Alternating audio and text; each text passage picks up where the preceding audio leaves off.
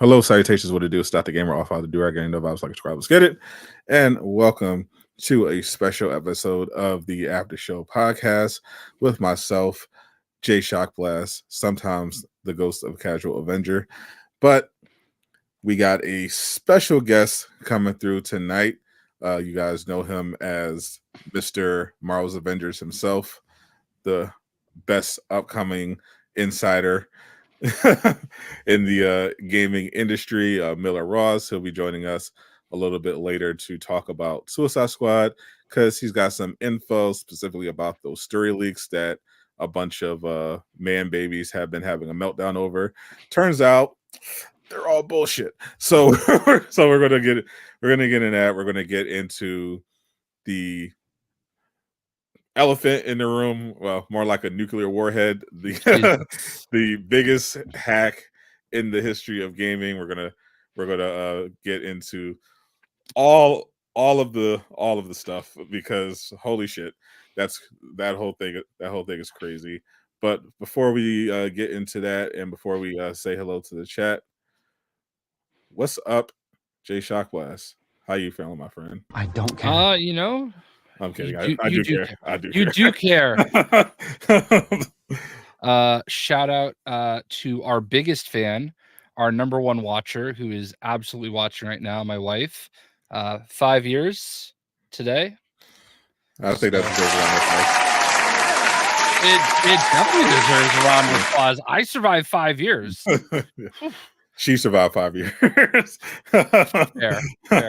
So yeah, it's Christmas. I hope everybody gets to spend it with the people you love, even if you don't necessarily believe in the holiday, I guess, whatever. But yeah, well, I for one, Jay, do believe in the holiday. Obviously not Santa Claus. We all know he's fake, but I do love the entire Christmas spirit. Spoiler alert, sorry, but for any youngins in the chat, but I love to watch some of my main activity is watching some of my favorite holiday classics. The Die Hard, obviously, I'm sure.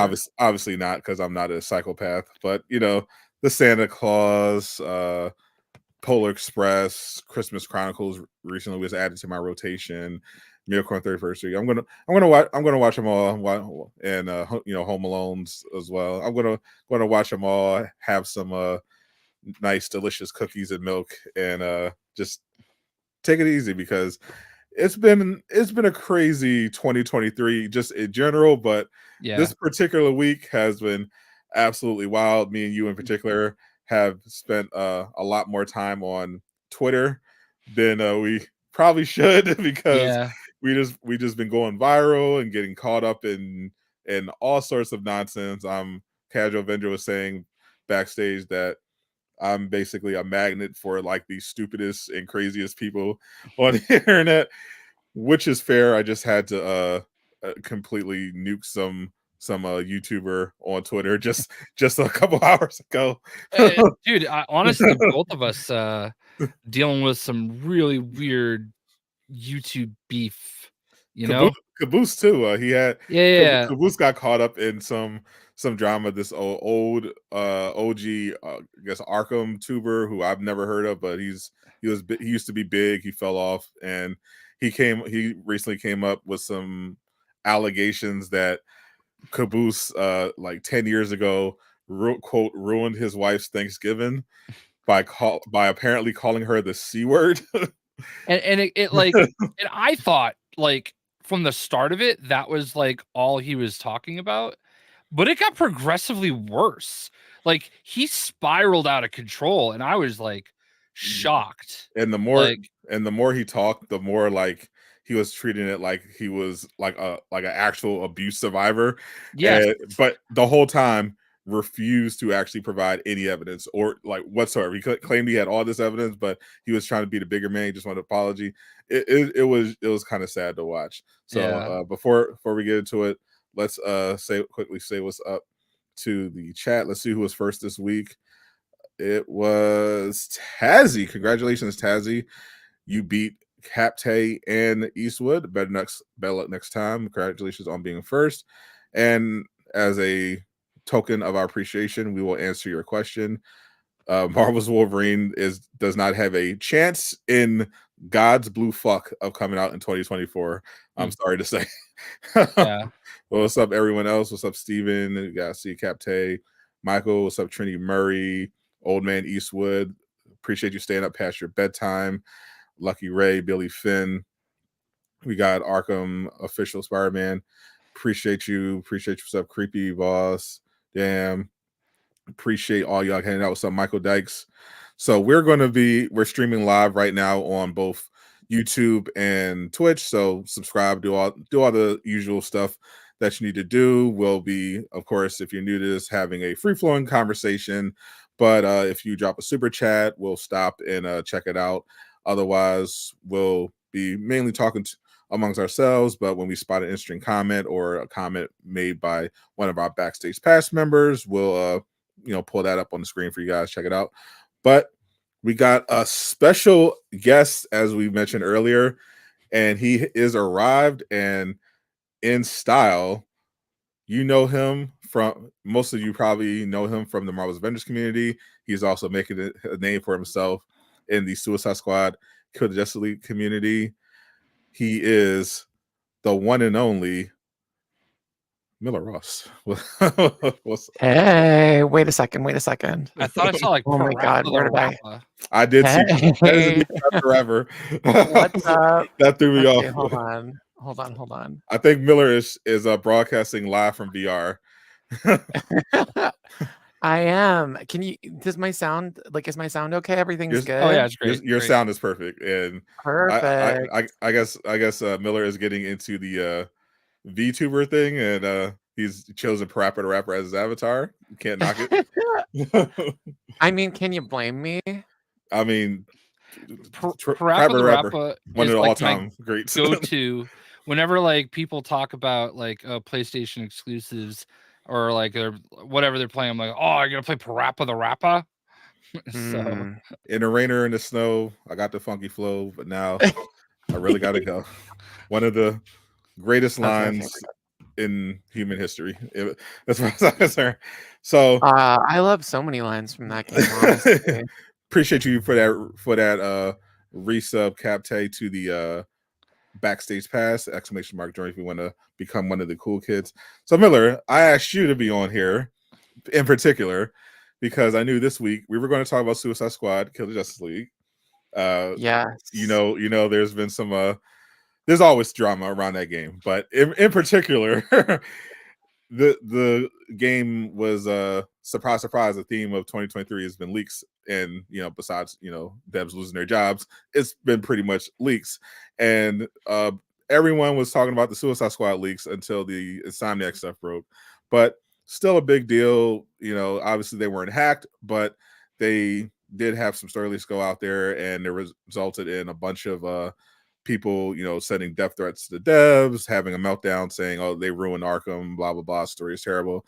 But apparently, and my live stream when I was covering the Insider for Suicide Squad episode 2, and you mentioned this on Twitter, but those story leaks kind of bullshit, and you also actually got the original source to write an apology. Essentially, I didn't get them to, for the record. That wasn't me, but I mean, it was kind of me. It's a long story. We'll get into all that, but long story. But the gist of it is that the original source of the leak has confirmed that they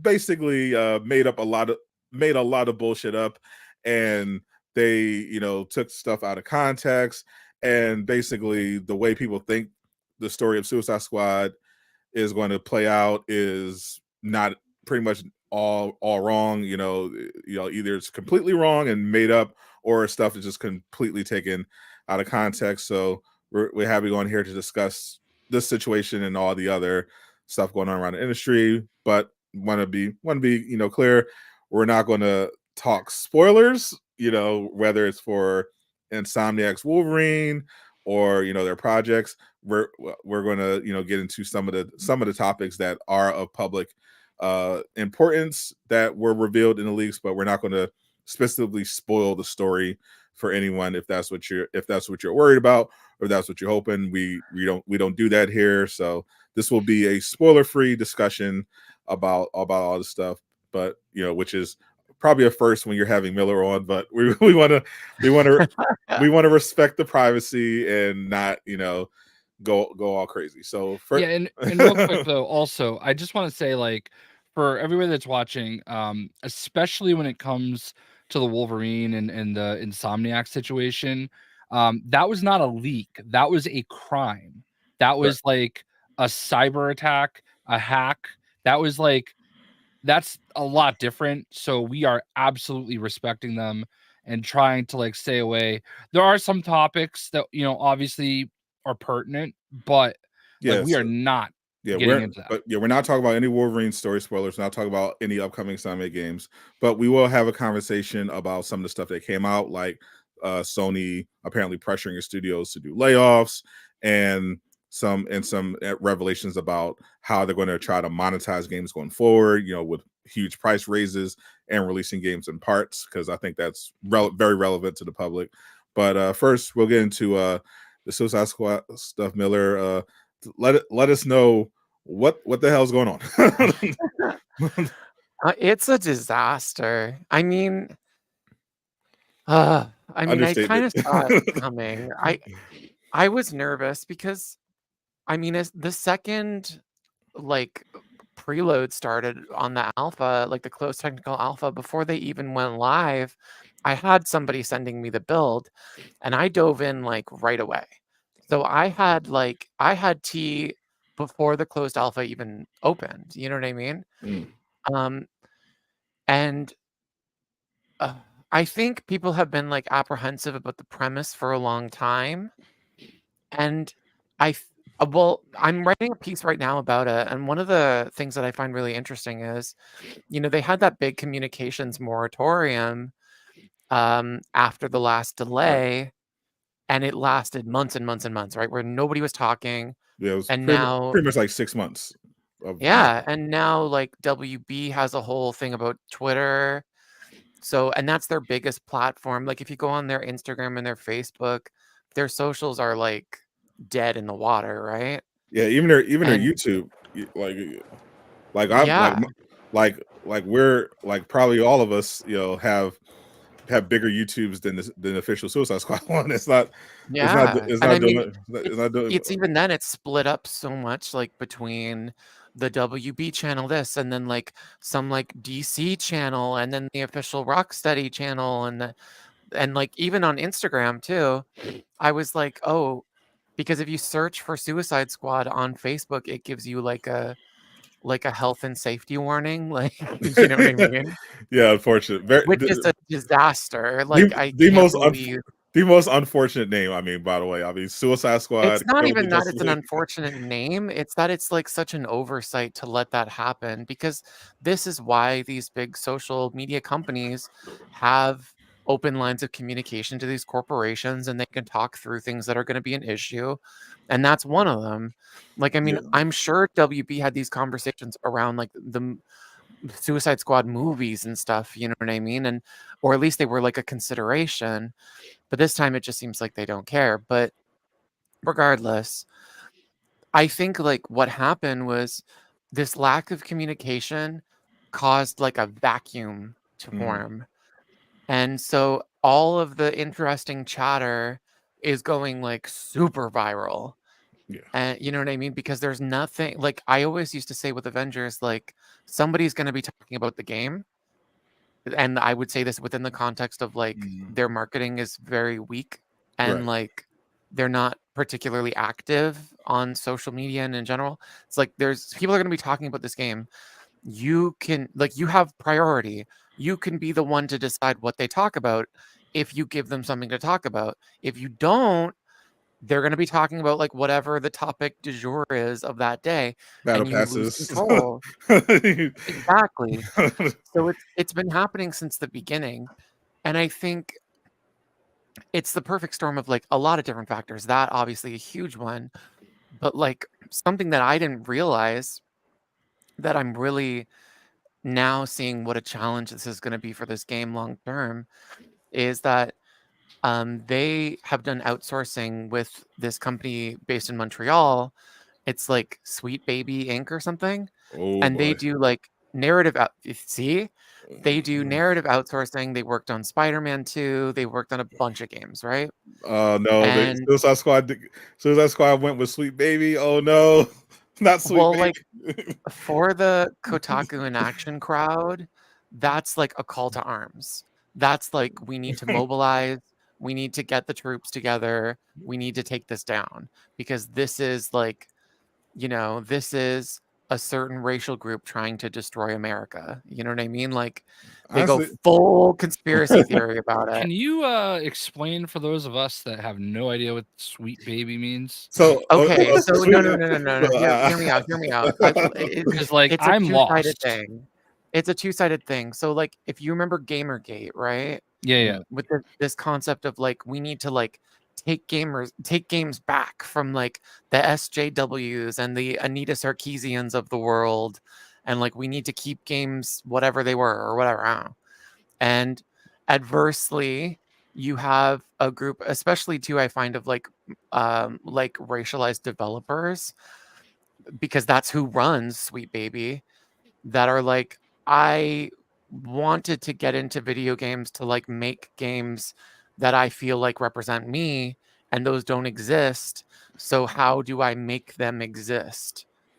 And I mean, that's obviously massively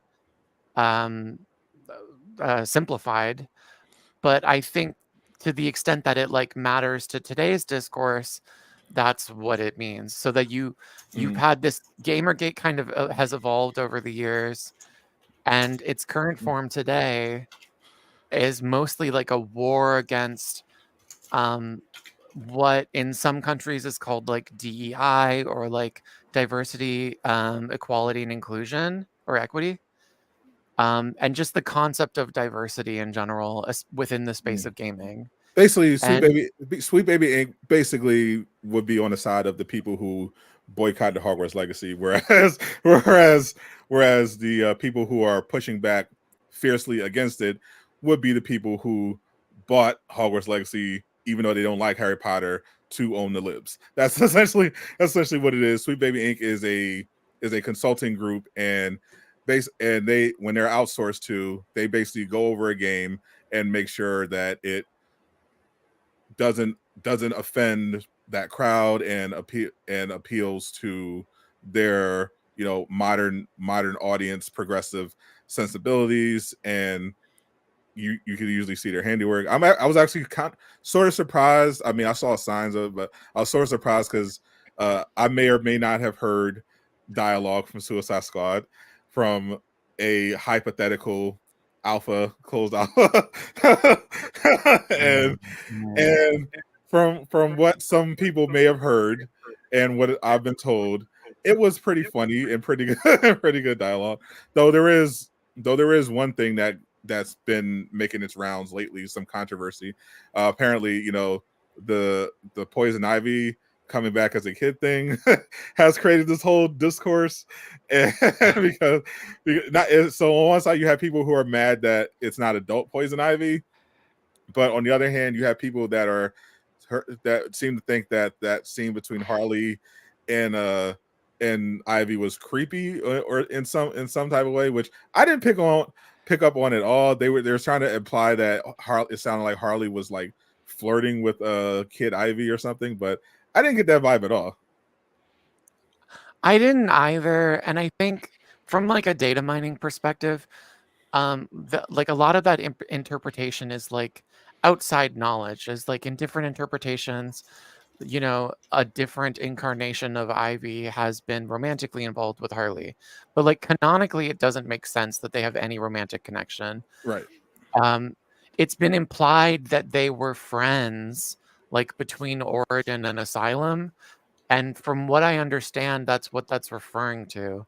There's no other dialogue that hints at any kind of like romantic situation between them. I think some people too were like it's funny because if you played that scene for like 100 people, even the people that were like, what about it, were pointing to very different things, like amongst themselves. Like for some, it was the pheromones thing, and it's like, well, that's like how plants talk. You know what I mean? Like that. I interpret that as like a plant thing. Yeah, The like only that's thing kind that of banal. the only It's not confused like the only thing that confused me was the implication that her and Harley had this whole huge romantic thing, because she was talking about like big letters, Harley and I Live Forever, and I'm like, yeah, I know that's like the thing in like the comics now and in the animated show, but I don't remember any of that in like the Arkham series. to me, it just struck me as that they were friends. That Like sounds. I I have a no, lot. but I here's the have a thing, decent like amount of friends. Like We don't have any. granted, We don't have any but like billboards of each no, other. but they don't either. Like Like, I it's- didn't take that super literally. To me, it's an expression of female friendship is how I interpreted it. You know what I mean? Is like these just I mean friendships between women and friendships between men are expressed very differently. And I'm it not must be. saying that I'm not saying that the most out there interpretation of it is like, oh, that's just how women talk.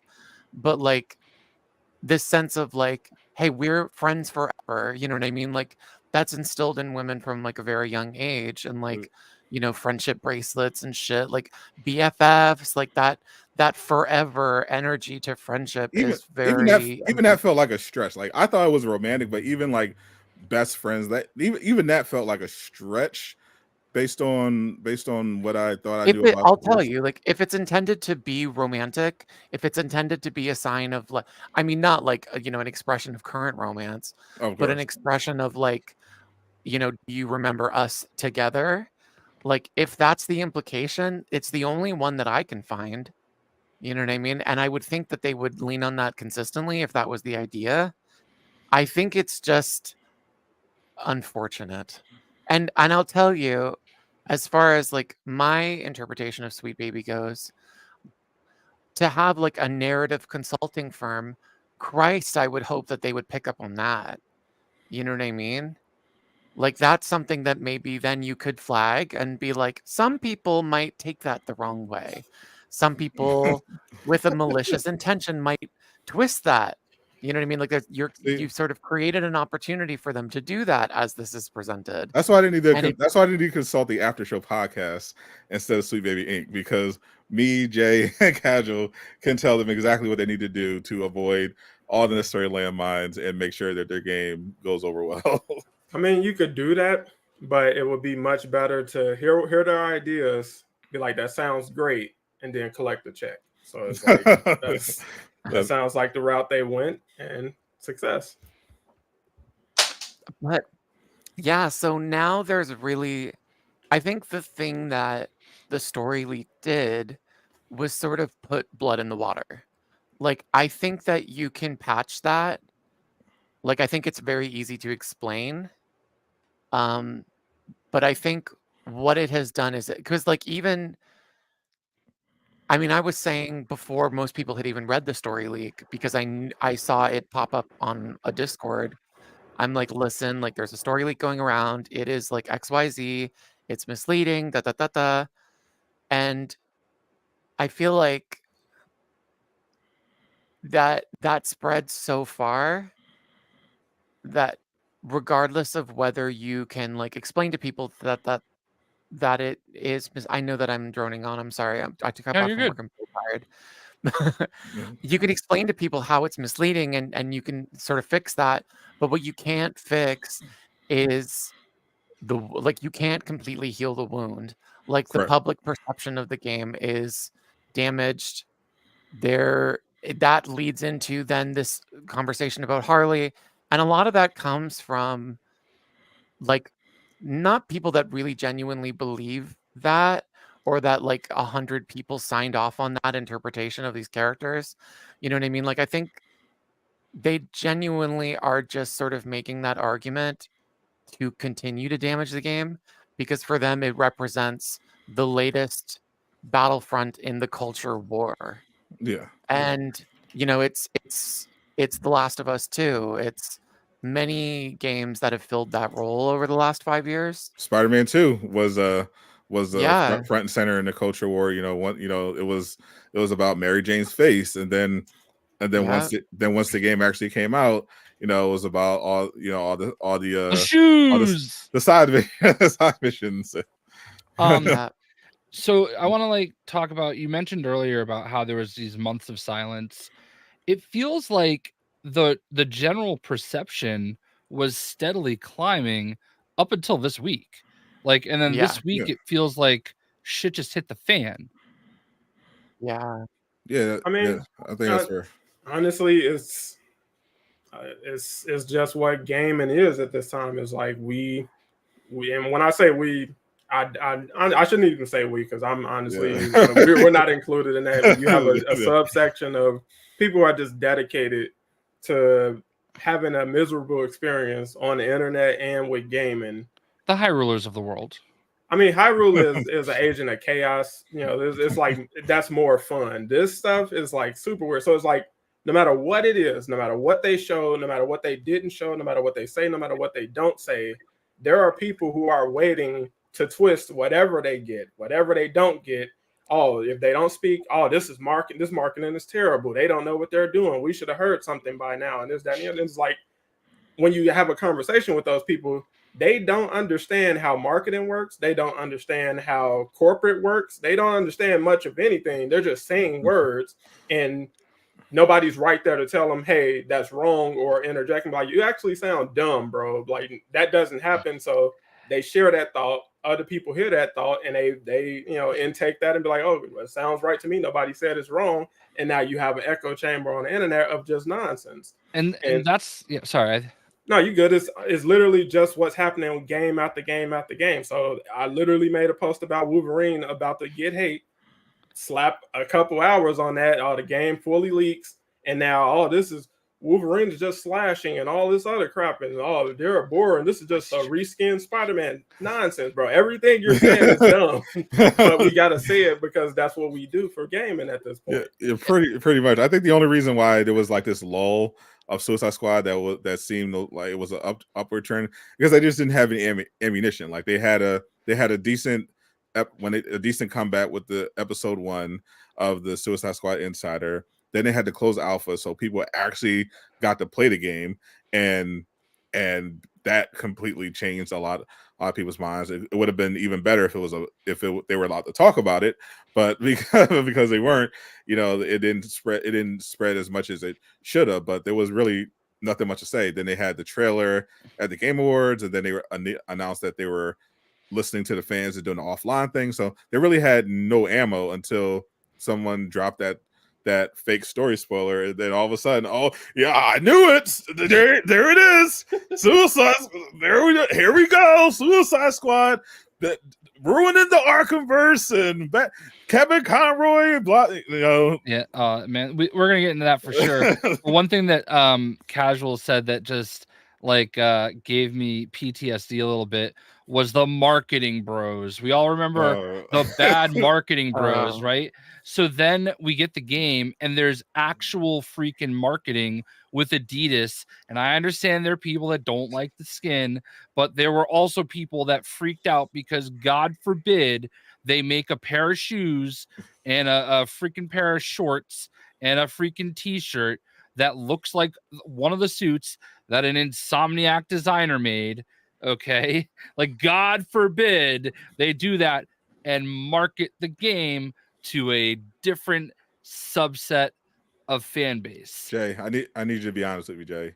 How much did Adidas pay you for that? Listen, I am remember I am the CEO of Adidas. That's another thing, and I know we have Miller, and we're gonna get into this in a second. I love it.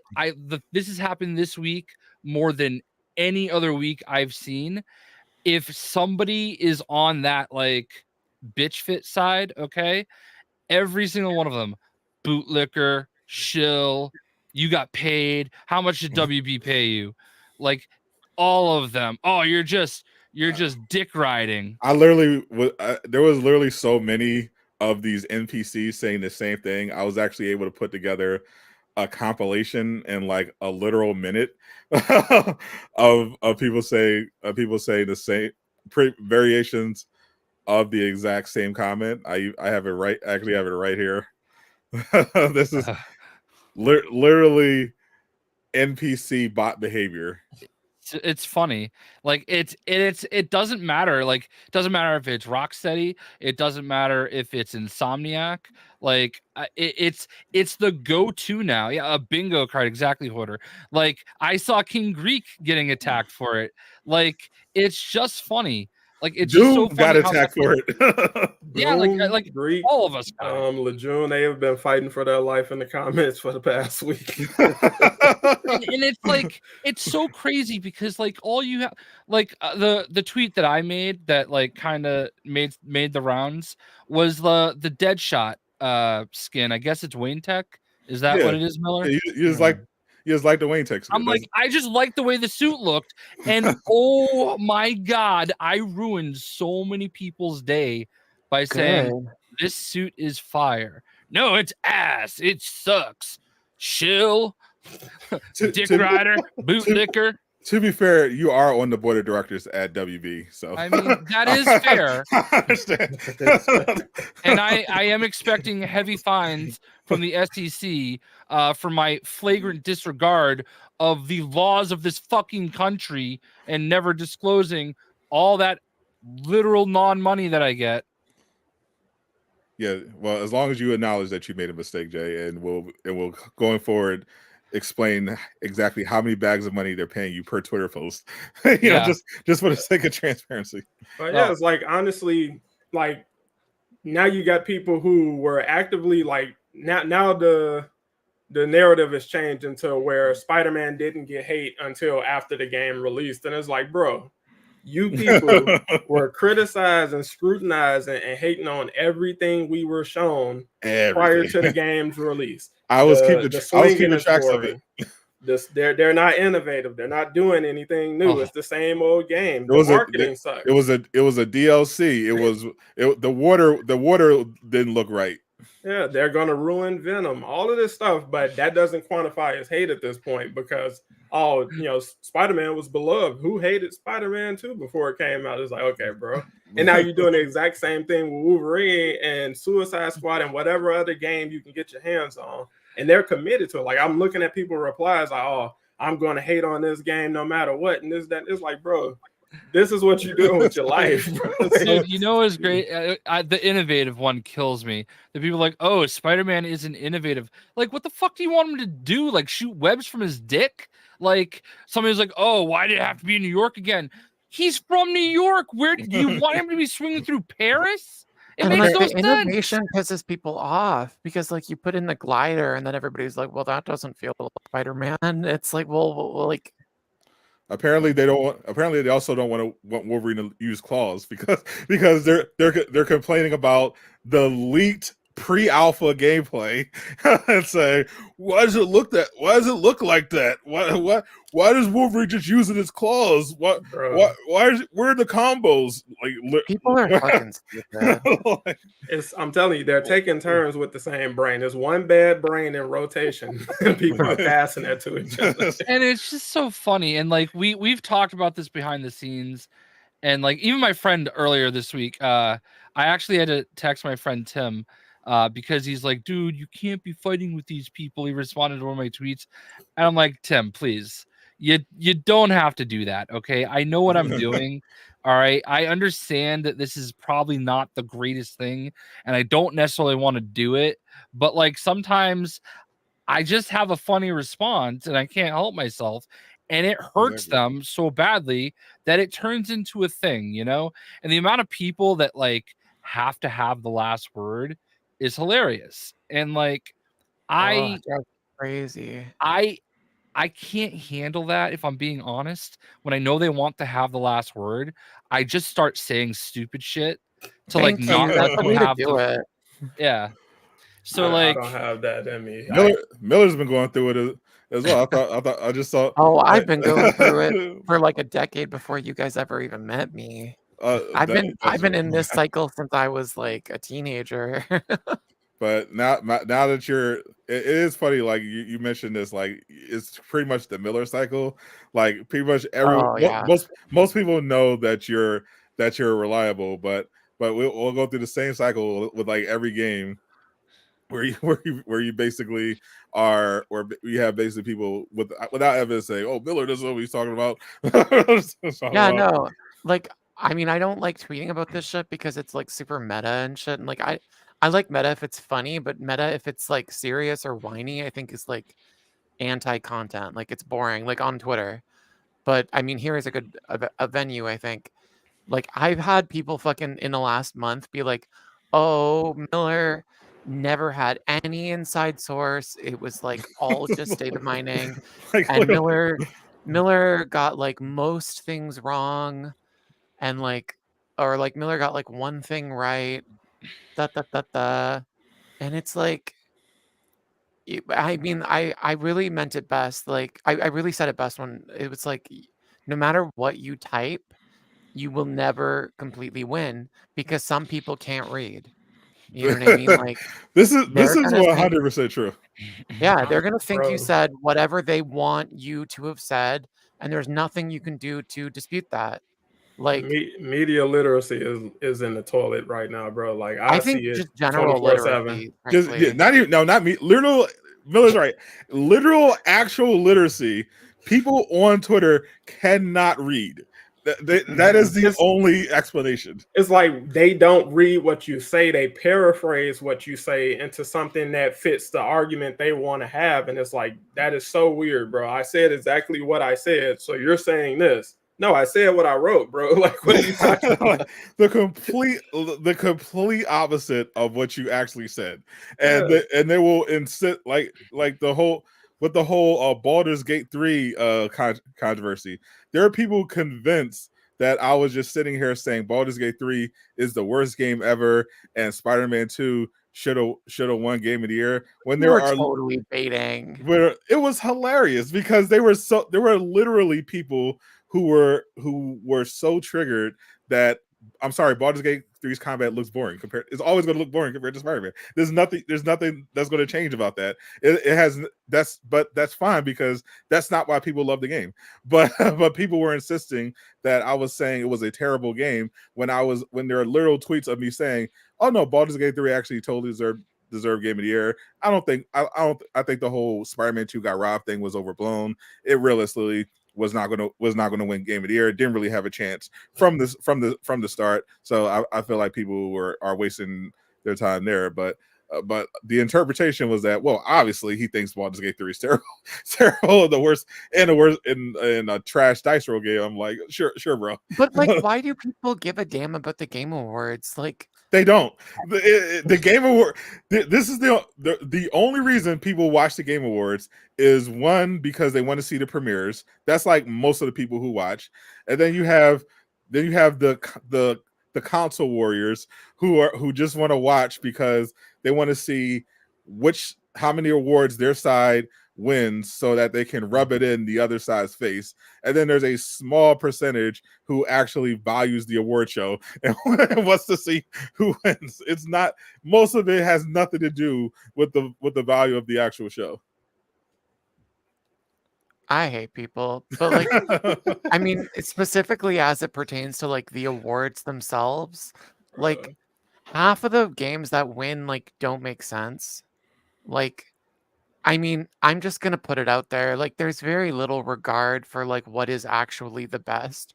Like, it reminds me of like at the Oscars, like the best editing, where it's like half the people that vote for best editing, they don't give a damn about the editing. Probably. Like, they don't care. You know what I mean? Like, really, I feel like so much of the Game Awards is just that vibe. Like, I always point to like Xenoblade 3 losing best score last year.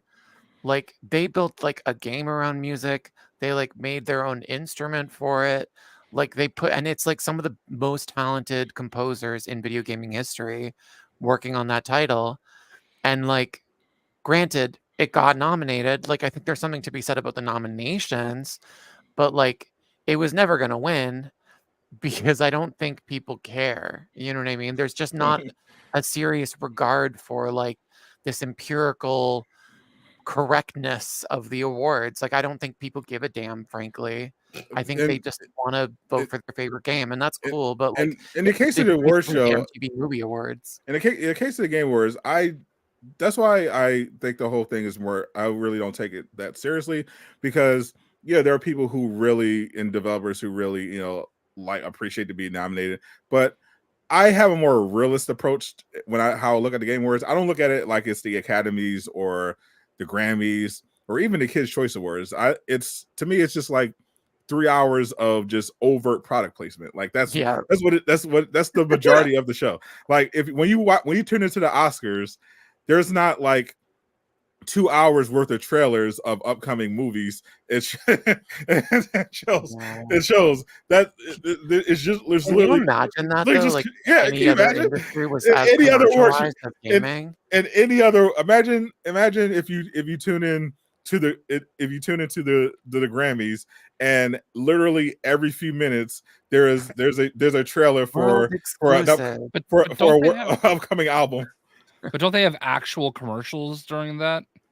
Yeah, they have actual commercials because they're on network TV. Yeah, but so do the Game Awards. But the Game Awards have actual commercials too. But Jeff is putting this on all by himself, and it's got to pay for itself somehow. Yeah, and it pays for itself by just mostly being trailers. Like the fact that even the people who care about it were criticizing it because it's like, okay, we're gonna have 5 commercials for these upcoming games, and real quick, who won this award? All right, get up on stage. All right, get the fuck off. All right, next commercial. That's the whole thing. That's the whole show.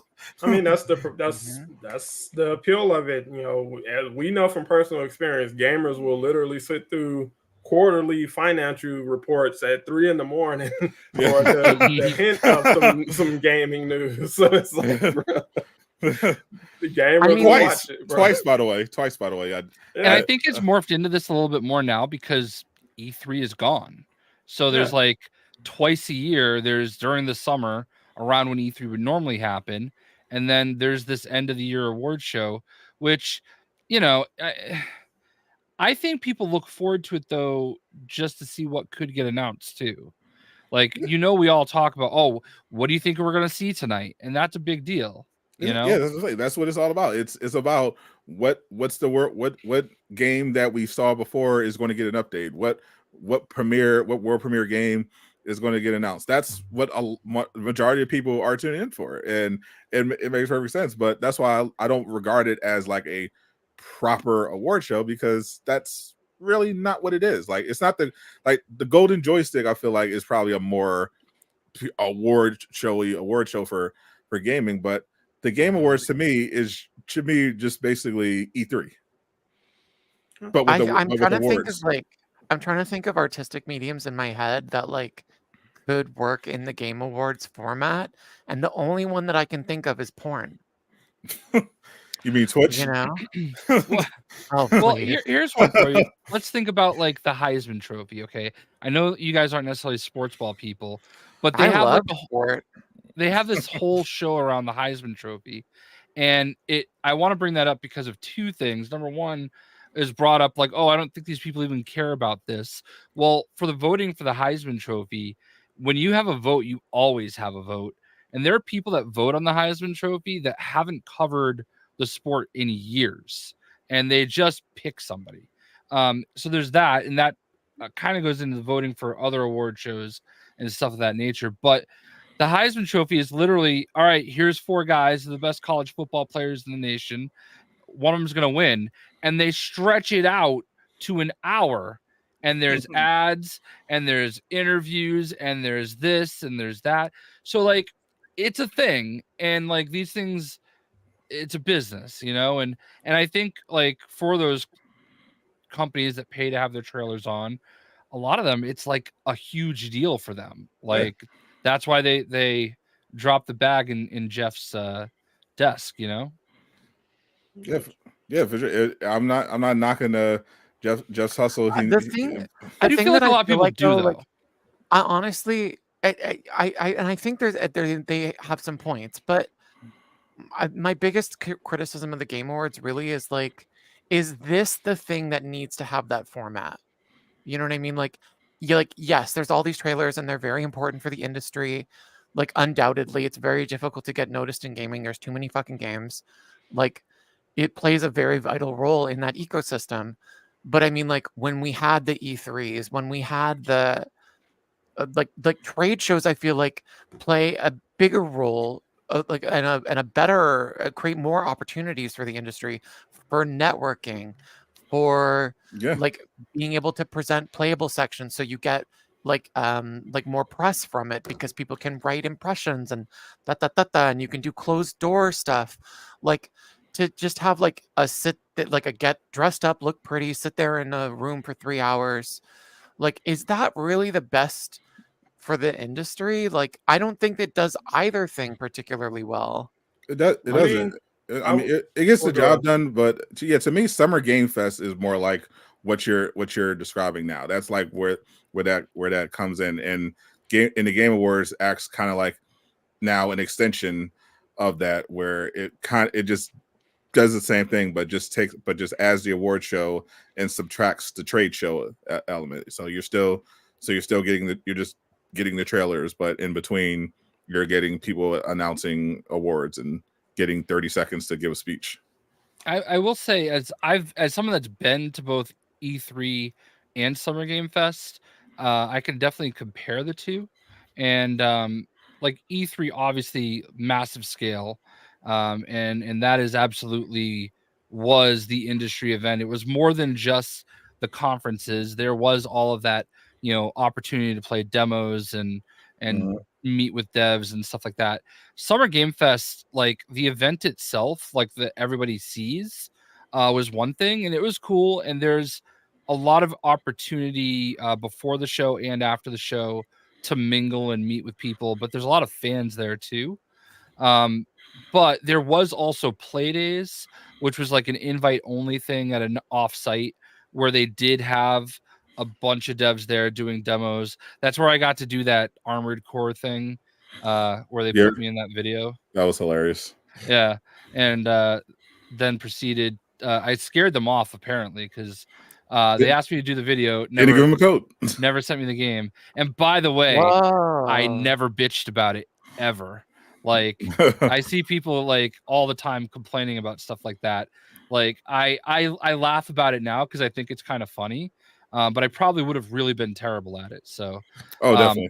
But yeah, like I think that's the problem. Like, I met Jeff at Summer Game Fest, and I respect his hustle so much more, because like he's not just the guy on the screen. He literally runs the thing. I saw him over the course of 2 days walking everywhere, talking to everybody. Like, he literally gave me like 5 minutes, and I knew he was busy, and I am gonna miss E3 though, because like it was such a larger scale, and there was more opportunity for devs to be there, more opportunity for everybody to be there, and not just the select few that got invited. So I don't know. Like, I do agree that like now that E3 is officially dead and buried, that there is going to be a little bit of a void. I think PAX does it a little bit, but even like PAX East is in my backyard basically, and I've been to every PAX East but one, and it's dying too. So I'm interested to see what's going to happen now that E3 is officially dead, and there are less opportunities like that to have these shows to get in front of people, because the big devs are not going to these things anymore. And because they don't need to. PlayStation doesn't need to technically do any of these showcases, because they'd be like, oh, well, if we have a PlayStation showcase, we're going to have millions of people watching. Same if we could do a state of play. We don't need any of these other shows. They're all kind of. Go ahead. No, I was just about to say, it's kind of like the streaming app situation where like Netflix kind of had a lock on the industry at a point, and then everybody was like, well, we could just do this on our own platform to varying degrees of success. And basically no degrees of success. Netflix Netflix is the only one that's currently popular, and now we're hearing that a Paramount HBO and Max Warner, had a good run, especially when they have movies coming straight on there from the theater. But now they have to merge with Paramount apparently. Yeah, and that's exactly varying degrees. That's exactly what I was gonna say though, is that like, you know, everybody's starting to do their own thing. E3 fell apart because Xbox did their thing, PlayStation did their thing, Nintendo did their thing, and even at Summer Game Fest, like not only was there that Play Days, but like Square Enix had an event for Final Fantasy 16 that was like at another location that, you know, I got to go to that. Capcom has their own showcase. Even Ubisoft had their own showcase. Right, and it's like, okay, well, they gotta get all those damn Just Dancers in there somewhere. yeah, so it's tough, but like, man, I look back at that E3 I got to go through, and it was insane. Like that was when like Spider-Man was there for the first time, I think. They had this awesome booth set up, and Destiny 2 had an amazing booth set up where like when you were walking through the line, you actually went through like a hall of armor where they had like these actual armor setups and like replicas of the guns and stuff, and it was like sick. Speaking of dying, holy shit, Destiny 2. Oh yeah. Yeah, I mean Call of Duty had their thing, and yeah, there's so much stuff going on now that you mentioned Destiny 2. The rumors of Sony taking over Bungie. From what I'm hearing, basically the reason part of their spiraling is that they're desperately trying to figure out ways to cut costs, obviously without affecting executive compensation, because they're quote not that kind of company.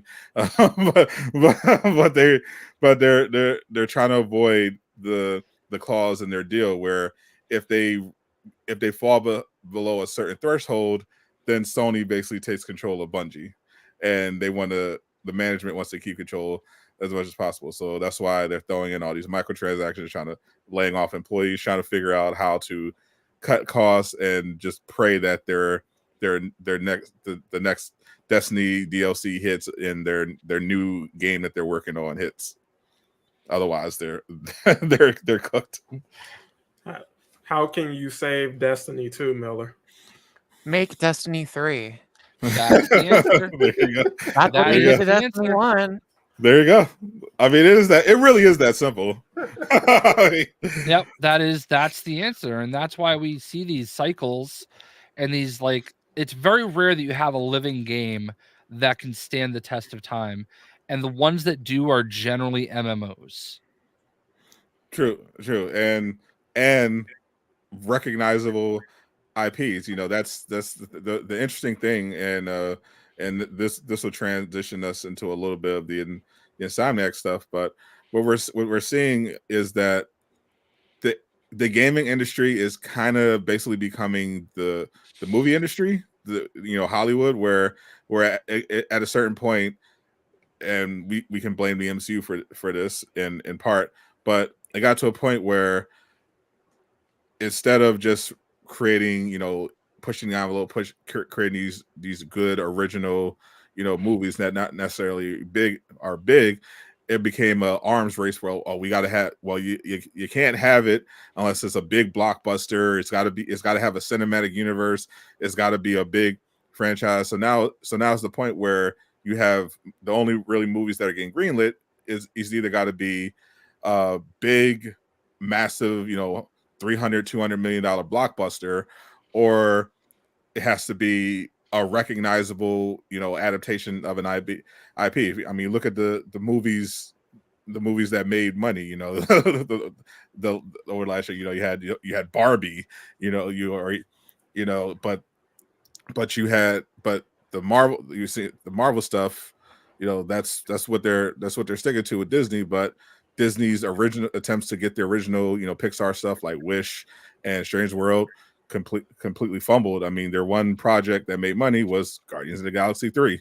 This is like, Hollywood always sort of ebbs and flows. Like, I think the problem is when you kind of chase a trend for too long, like it's like being the last person at a party. Like you kind of embarrass yourself a little bit, like inevitably. Yeah. Like I mean, there were so many superhero movies before the MCU boom that absolutely crashed and burned. You know what I mean? Like there were so many attempts. And they were, to and to be make fair, that. they were pretty much all awful because they didn't really take the comic book medium seriously. Granted, but I mean, like there were a couple that were great. Like you But had to. even then, you they ba- didn't perform to the level I think they would have Yeah. during the MCU peak. Like, can Yeah. you imagine like circa Infinity War, like V for Vendetta coming out or something? You know what I mean? Which was a fantastic movie, but is that I gotta definitely understand why it wasn't like a $2 billion movie, because it is kind of not only is it kind of a heavy thing, but it's also very, very, very heavy, very intelligent. So it's not. Yeah, like, but I mean, like, so is Joker. You know, like Joker. I feel like Joker was pretty easy. It was easy to follow along. It was just like watching. It was just like witnessing a really great, performance from a just generational actor. Whereas in general, comic book movies before the MCU were, outside of the Keaton Batman movies in the 80s, it was basically, oh well, we're not really taking it seriously. That's how you got your, you had your Catwomans and your Elektra. Elektra, but the Wesley Snipes Blade series kind of set things off, but even those were goofy, kind of not really that seriously. They were fun, but you weren't taking it seriously. It didn't really get taken seriously until you and had who could forget Spawn? Spawn, underrated, but it didn't. They didn't capitalize on it. It didn't really take off until like you had the Tobey Maguire Spider-Man films, and there was like, oh, we can. And even those were kind of hokey and goofy, but those hit a nerd, hit something in the zeitgeist, because like, oh, actually, this is what it could be like when you actually give a comic book movie the respect that it deserves, and treat it seriously. And then that led to the Christopher Nolan, and then the start of the MCU. But the MCU was worn out as welcome because what happened to the X-Men, bro? Like nobody talking about the I mean, X-Men movies. Let's be honest, the X-Men movies were terrible, except for like 2. Jay, sign Sadot out. Just log them out, bro. they were not good. Like that's crazy. X2 is amazing. I love that movie. X-Men 2 alone, when Wolverine popped his claws and stabbed Buddy through the refrigerator. Stop it. X-Men 2 was great. Days of Future Past was great. Everything else was dog shit. Come on. No, First Class was great. And Logan. It was Logan. It was Logan, which was pretty much the end of it. And you had X2. You had what was it? It was First Class, and like it was. But then in between you had the first X-Men was mid at best. X3 was horrible. Apocalypse was horrible. It was the New Mutants. Wasn't that actually Ivan Ooze? No, that was the Power Rangers movie. Yeah, which Apocalypse. X-Men Apocalypse. The actual actor. He looked exactly like Ivan Ooze. He did look like Ivan Ooze. Yes, he did. Oh wow. Actual terrible. I just rewatched that recently. What a trip. Oh. Really good soundtrack though. For which movie? What we talking about? X-Men Apocalypse movie. Okay. I thought he was talking about Power Rangers. I'm like, the X-Men movie? Like, the first Power Ranger movie still holds up. I don't care what anyone says. That and the first Mortal Kombat still hold up, bro. First, the effects on the Mortal Kombat are terrible, but the movie is still. Thank you. The movie still slaps. Some of the effects. I completely agree. The Wolverine is a very underrated movie, because people have usually only seen the theatrical cut, and the theatrical cut is majorly pared down to the movie's detriment. If you go see like the unrated cut of the Wolverine, that's a fucking good movie. Like the whole like bullet train sequence, amazing. I love that movie. I mean, don't get me wrong, the final fight is awful, but like every other part of the movie is great. And so many superhero movies that we consider great have that same problem, quite frankly. I mean, yeah, like, X-Men Origins obviously Wolverine had the opposite problem. It had the best final fight, and the history of superhero with a silent Deadpool. Which they corrected. I'll give them credit for somebody having a vision. Like Ryan Reynolds definitely worked as Deadpool. We messed that up. So let's try to fix that. Holy shit. But there has been like diminishing returns, and take back to the game industry. It feels like it's the studios consider the fact that it's pretty much safer rather than roll the dice on a original IP. Well, we're just gonna make a sequel or get a Marvel license or something like that, because as we're seeing, the price of these games are just getting just outrageous to develop them, and that's why it's like either we make this big game and try to take off, or we'll try some live service, and it's affecting the consumer. And this came out with the Insomniac hack, but which I want to get your thoughts on, because I think it's definitely relevant to the gamers. Because to combat the rising price of how much games are costing to develop, on top of the fact that Sony's reportedly pressuring studios, including Insomniac, to lay off significant amounts of employees and spend less money. They were reportedly considering essentially selling full games in pieces. So hypothetically, you would have Spider-Man 3 Part 1, Part 2, and Spider-Man 3 multiplayer separately for $50 each. Can I be honest about that before we move on to a different point? That's not like a new thing. Like back in the 90s, a couple studios tried to make that idea work. Like I remember Sega doing Shining Force 2 on the Sega Saturn like that, or Shining Force 3, where it was like, oh, chapters, and we're gonna do one chapter a year. And it was clearly they were one game, just sort of broken down piecemeal. And I think it was kind of cool. Don't get me wrong. This is ultimately just a way to get more money in this scenario. I mean, it was spelled out for us literally, but I'm not opposed to the concept. But I mean, this is really just okay, how do we get $150 out of a game? Yeah, I think honestly, I think we jumping the gun a bit. You got information we're not supposed to have out of context with no explanation. We don't even know if that's a finalized, idea or anything like that. You have no context on that.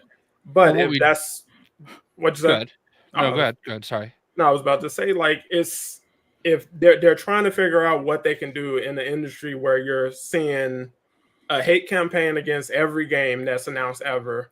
Right. Even GTA, one of the most beloved franchises ever, is getting hate about a game that we don't have yet. We're not getting it for another year or two, I believe.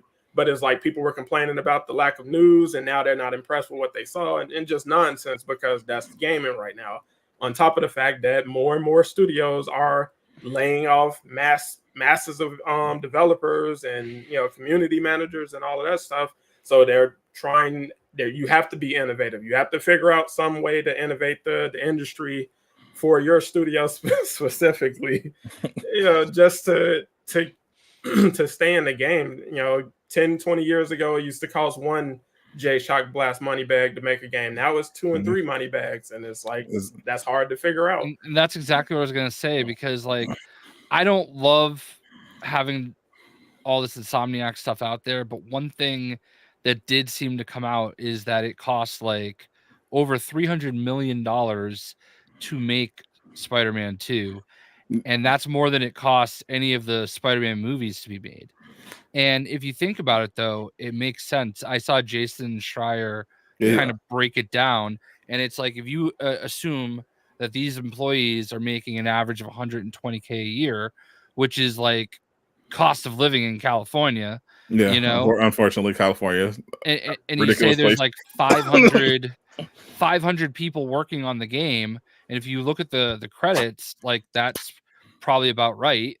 It definitely took like a half hour to get through them. Also, it might be. Then they're working on it for 5 years. Like just salary alone, you're already at like $300 million.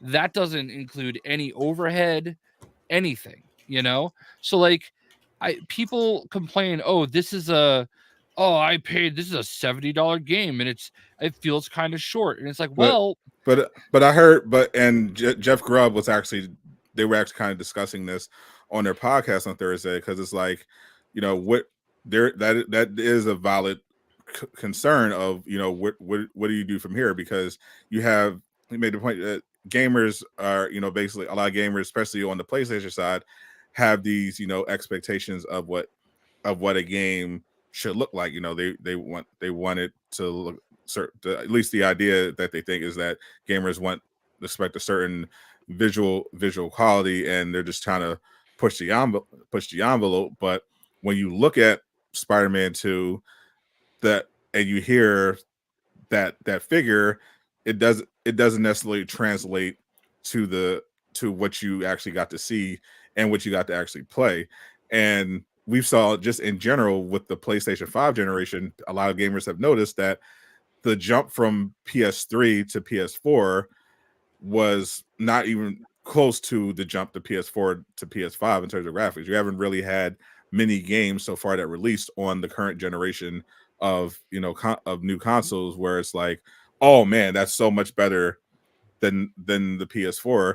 So if you're not getting that wow factor upgrade for what you paid in terms of the visuals, and you can't even have games consistently, at the very least guarantee a certain level of performance in terms of, frame rate, which we all know is the most important part of any game. It's kind of like, is it worth necessarily, shooting high for these huge budget games? Would it be better to try to make something smaller scale in terms of the size of the game, so that you can put out more and maybe satisfy more people, or just have these big blockbuster games but release them less often? Like, it's a tricky thing. Yeah, but what's going to happen is they're going to take, so let's say Spider-Man 3, they're going to make it a smaller package, but it's still going to be $70, and people are going to say, well, I got more from the last game for the same price. But nobody understands that this when we went from $60 to $70, the meltdowns were huge, and it's like, you don't understand. There has been no adjustment for inflation in years. There has been, though. How? Because games cost significantly less to distribute now. The overhead is much lower. The profit per unit in games has increased. Not to mention, by the way, especially when it comes to first party games, they own the distribution, so they're cutting in nobody. And yet we had 10,000 jobs lost this year. That's certainly not because of a lack of profit. Yeah, that's actually, that's kind of misleading, because there are a lot of different reasons why jobs were lost. That doesn't necessarily have anything to do. If you look at for instance, the reason why a lot of those jobs lost, you can put at the feet of the Embracer, and Epic, but those were completely different situations. Epic makes obscene amounts of money. Fortnite is a money printing machine, but their mismanagement led them to decide to lay off employees in order to cut costs instead of cutting executive compensation. Whereas Embracer Group, they have been trying to collect every asset in the industry, like they were trying to fill the Infinity Gauntlet.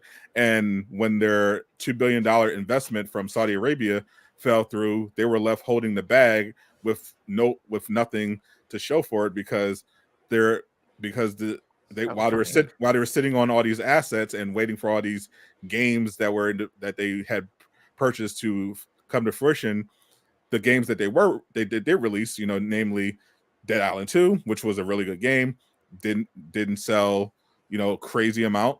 and obviously Saints Row Reboot, which was a massive disaster. So when the money didn't hit, it was like, oh, we're fucked. We were over leveraged, and now all these game studios and developers are paying the price. Like it's not just a matter of, oh, this game, the game, they're just not profitable. It's like, no, it's a lot of factors. You had some games that straight up flopped, and then you had other situations where it's just mismanagement, and then you had other situations where they weren't losing any money. It's just like, oh, we're just trying to cut some people out. But even if you factor in like the extra money made for going digital and selling direct, especially for first party, it's not that significant a gap between like the cost of inflation, like especially in the last few years, the cost of inflation is significant. The pandemic. No, but here's another thing too. Here's another thing. For sure. Games back in the day used to sell like 1 million copies, and it was a mega hit. You know what I mean? Like unbelievable that you could make that much money. Right, but you also could buy a cart for like $90. Like some of those games were way above $60. Well, but yeah, because the manufacturing costs were sky high on cartridges, which is why everybody pushed to discs so quickly as soon as they could. But still, again, like $90 back then is like $150 now. Granted, like that's what I'm saying. I'm just saying the economics aren't that simple. Like if they were, it wouldn't be possible to make a profit on a $60 game today. And yet many studios do. Yeah, and I don't think the price of $70 is necessarily the problem, because obviously we've seen most people are paying it, or even before the price hike would pay more if you factor in like deluxe editions and special collector's editions. I know for a fact that NBA 2K players, for example, were paying largely an average of $100 per game per year. So and that's excluding the money they would spend on bills. So I think that where gamers have an issue with is when they're paying full price, but it doesn't feel like they're getting their value, because you have games releasing in completely broken states, with less content. We hear this complaint with a lot of Call of Duty players, where it feels like they're being sold features that were already in older games as if they're new things, and they're getting overall less value. Obviously, you had the absolute disaster that was Cyberpunk. Yeah, I want to address this real quick. No, like Epic has Unreal Engine that they license to pretty much like the 50% entire of the games most that are made, Yeah. So they make a lot of money just off Unreal Engine doing nothing, Yeah. Yeah. So that brought up a point I wanted to jump in on. With the idea of people paying extra for all of these different, add-ons, so like collector's editions, season passes, and stuff like that. All of that takes the price of the game up, exponentially, which nobody has a problem with. Like, look how much people paid for the collector's edition of Spider-Man 2. So it's like, to go back and be like, oh, this game is $70. It's like, bro, you paid way above that for a statue and a code for some extra. I feel like the people who are complaining about playing on social media, the price are like a vocal minority of people who just don't. It's just an argument. That's what I'm saying. Most people spend.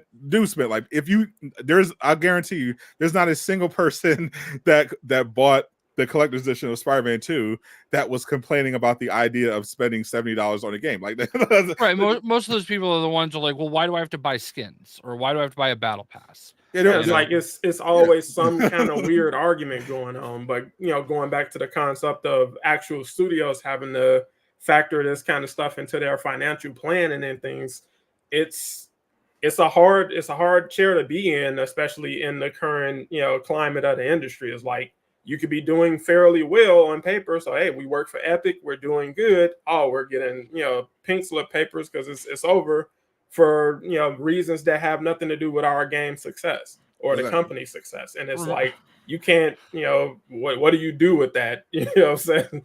Remember when they bought an actual mall and they were going to like retrofit it into their new like corporate office? It's like, and then COVID happened. Oh yeah, they bought like a full-blown mall They were gonna. I'm sorry. Epic. Yeah. Oh, Epic did. Yeah. Yeah, that's how much money Fortnite was printing. Yeah, and the pandemic definitely set the industry back. It obviously made everything a lot more expensive. It made it more difficult to get work done, and those effects still linger. But regardless, it does seem like the industry does have to kind of figure out how to scale down the price of producing games while still delivering quality. Yeah, I mean, that's a shot from the game, but like, yeah, they bought the Carytown Center for $95 million. And I think it will come down to management as well, because you don't need to spend $500 million in order to have a great quality game. I mean, Larian didn't spend that much on Baldur's Gate 3, and that was obviously a tremendous success. Ghost of Tsushima reportedly only had a $60 million budget, and that's my favorite game of all time. So it is possible to make smaller scale games, but it's always a risk, I guess, to these studios, because there's like, okay, well, we want to make a smaller scale game, but we also don't want to risk releasing an unknown IP and it not hitting, because like we saw with Immortals of Avian, you release one bad game can sink your studio. Like Immortals of Avian look like a really fun game, and from what I didn't play it, but from all the people I heard that played it and reviewed it, they said, hey, this is a fun game. I like this game. It didn't have bad reviews. It was actually mid. It was like a 7.5 out of 10 game. It was perfectly fine, and it completely crashed and burned, and the studio had to lay half the people off it. So studios would rather say, okay, well, I'd rather make The Last of Us Part 3 or new Uncharted, or just call up Disney and say, hey, let's make 10 Marvel games. Let's roll the dice. Yeah, that was really unfortunate for Immortals of Avium. I liked that game. I actually got to play that at Summer Game Fest. Chat with a bunch of the devs, and they were so excited for that, and I was excited, and it just didn't hit. Yeah, it's certain games, they just don't appeal to everybody. Some games just fall into a very specific niche. Like Destiny is massive. Nothing about Destiny appeals to me. So it's like, I literally had a physical copy of that game for years and never opened the case. I just didn't, nothing about it really appealed to me. But, sometimes that can turn into like a cult classic. Years ago, you used to have the freedom to allow it to be that. So, hey, it's a game that ended up in the bargain bin, and now history looks back on it a lot kinder than it did initially. But, you had the freedom to do that. It didn't make or break the studio, where now everything is critical. And, like I said, I don't really factor in the gamers, perspective on how much gaming is costing, because you have people complaining about $70 games, but hyping up free mobile games that they're spending thousands of dollars on. You just like, bro, go sit down, bro. Like, let the adults have a conversation. Like, I don't know what the hell you're talking about. And meanwhile, you also have a pretty thriving indie market, to speak with that, where you have studios where over there it's like maybe sometimes 10 or 3 people, but they're able to put out these games that find niche audience. It's kind of like I was watching a mini documentary on that, and it's kind of like the indie game market is kind of like a throwback to how games were made 10 15 20 years ago, when you didn't have these giant 800 people studios. It was like a lot more tight-knit, small scale projects where a lot of people were kind of making games for gamers. They were all gamers. Like, they even, like in the documentary, they chronicled the origins of Bungie, how they were basically just a group of college friends who just love gaming and wanted to make some cool shit, and then just drinking beer, eating pizza, and they made Halo. So but then the whole industry blew up into this whole thing. Money men got involved, and it became this huge bureaucracy. So I think that's also kind of the issue where that's why you see kind of these smaller niche markets have like some massive success, whereas you're seeing a lot of bloat and failures to launch from the bigger AAA studios, because it's the models getting kind of unsustainable and there's diminishing returns. Like even a game like Suicide Squad, where on paper it's like, oh well, it's a live service game, but it's, even though it's being labeled like a live service game in a negative way that say like FIFA is, it doesn't have those things that it's not filled with microtransactions. Is it? It's built from Miller would know, but based on what they publicly have shared, it's got the battle pass, but it's got a free tier, and the playable characters are going to be free. The additional stories are going to be free. So it's kind of like you're basically just spending for the initial price of the game, and you're from what I've seen, you're getting a lot of content, but it still has this narrative where it's like, oh well, we still think it's AAA slop. I can't say anything. Yeah, you're not allowed to say anything because I gotta take this spot off. You're literally under contract. Yeah, this is one of those things where like there's things that they're doing things on their terms, and that's something that I saw Insomniac talking a lot about today, is how like we're still making, like, this is still happening, but we're gonna make the game on our terms the way we want to do it. And that's kind of the way that they're putting out information with Suicide Squad. And I know people don't think it like that there's some actual like plan, but there is.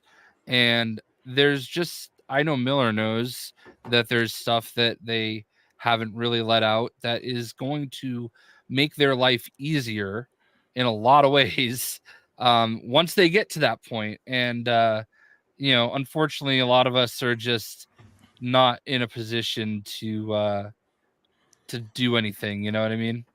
I'm talking about it, honestly. Go ahead. I mean, I think I went into this with a very specific idea of like, okay, don't talk about XYZ. Like, this is going to be a difficult conversation to have. Like, maybe I don't know everything about this, so I don't want to give the wrong impression. Like, I had so much reservations, but having like the bandage ripped off as it has been, it's like, fuck it. Like, I mean, I'm looking at it like those things that could make it easier for them. It's like, maybe it is time to talk about that. Like, whatever. I'm sure we know they have a plan, but I don't think a Twitter boycott is a good one. Oh, it's awful. And I mean, like, I don't even understand it, because it's like, oh shoot, I gotta plug in my headset. I don't even understand it, because it's like, oh, we're suspending our Twitter advertising. And it's like, okay, great. Don't spend any ad revenue. You know what I mean? Like, don't like push posts. But like, they know the difference, and they know that their audience is on Twitter. And that's why when they did the whole leak acknowledgement thing, they had to put it on Twitter. And it's like, I can speak to that. I don't think that is their choice. I think no, that's it's not. above even their pay grade. It doesn't even come from Warner Brothers Games. It comes from Warner Brothers Discovery. Yeah. Like, it's the parent company that's made the decision. And I mean, that's why the developers themselves are like, like doing the best they can to try and pick up the slack a little bit. Yeah, but it's like that's why I was saying it feels like a lot of people we're just saying water as is. It's a lot of people just talking, making noise, shouting into the echo chamber about stuff they don't understand or don't know about. They've already exemplified a better understanding of what a multiplayer game needs that's going to be live service than a couple other games we saw in the past. Another game that recently died. And, you're getting a lot of the stuff people were fighting for in that game up front in this game, and you haven't even seen everything. You haven't heard everything. you don't know much about the game at this point beyond what they've shown us, and people are still jumping off the cliff with opinions that are based in nothing. I think they just kind of want to get through the holidays, and then once that happens, they're going to go full blast. And I think, but like, they're going to go full blast on Facebook. You know what I mean? We'll see. I don't know. YouTube. Yeah, like there's like, let's be real though. Like, honestly, think about when they announced that offline was coming post-launch.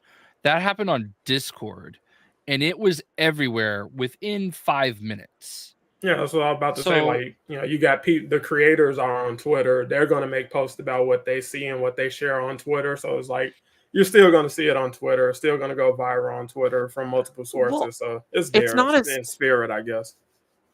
It's not as if I think... I mean, to me, this is part of the problem. Like, oh yeah, creators are going to talk about it. Creators are going to take up that space. Absolutely. But there are going to be creators that are running around saying Harley Quinn's a pedophile. Like, yeah, it's the truth. Like, if you don't dominate that conversation, I get what you said. Like, people are going to be out there talking, and like, it's easy to rely on that, but then you lose control.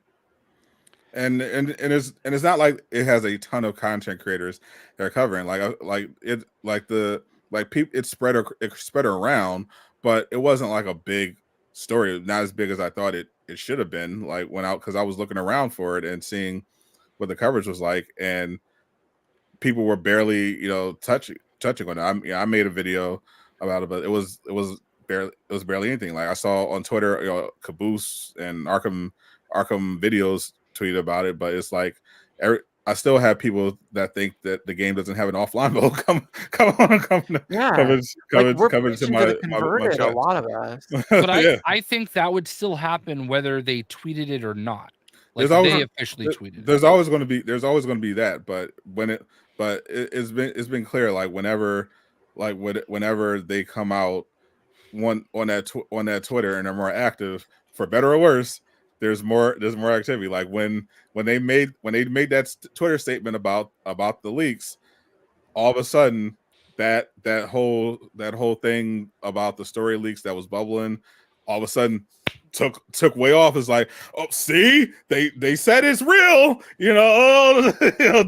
dead game, the whole thing started, and but then that was it, because they were vague about it. They were like, well, some of it, you're seeing some stuff out there. We ask that you don't spoil it. And you have Miller trying to say, hey, it's out of context. But he's one guy. He hasn't dropped his article yet. He's just one dude. And where you have everyone else, the people who already hate the game, and everyone else, they're just like, see, here we go. But there's like a huge segment of that, of specifically Suicide Squad. The people they're just mad it's not another Batman game. Yeah, and that's never going to change.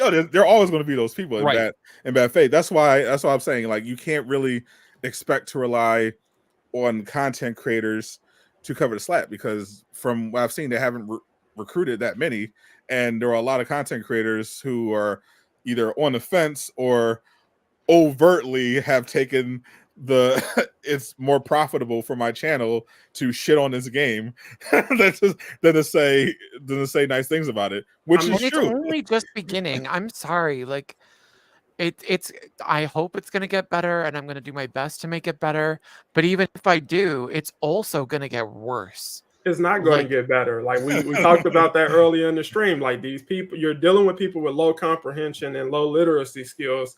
No matter what narrative they kill with facts, they're going to move the goalposts, change the conversation, and just keep the chaos going. Like, even like we've seen this play out like multiple times at this point. So the game is going to drop in February. People are going to play it. People are going to be bashing it. Give it a few weeks. Somebody's going to start making videos about, oh, look, the Steam numbers, the player numbers are down on Steam. This game is a fail. You know what I'm saying? And then it's like every person who's still playing it, because it's an ongoing game. Oh, this game is dead. This game died in February. It was a flop. This Arkhamverse is dead, and all of it's literally going to be going on throughout the game's lifespan until it dies 3 or 4 years later. there's going to be people saying it's dead the entire time because that's what their brain tells them to do. But they have one in there and it's on repeat, and they share that wherever they can. So no, there is no combating that. Like I literally said when I saw this game start, doing the rounds of once Avengers died, I'm like, I'm not hopping in that, bro. I have no energy. I want no parts.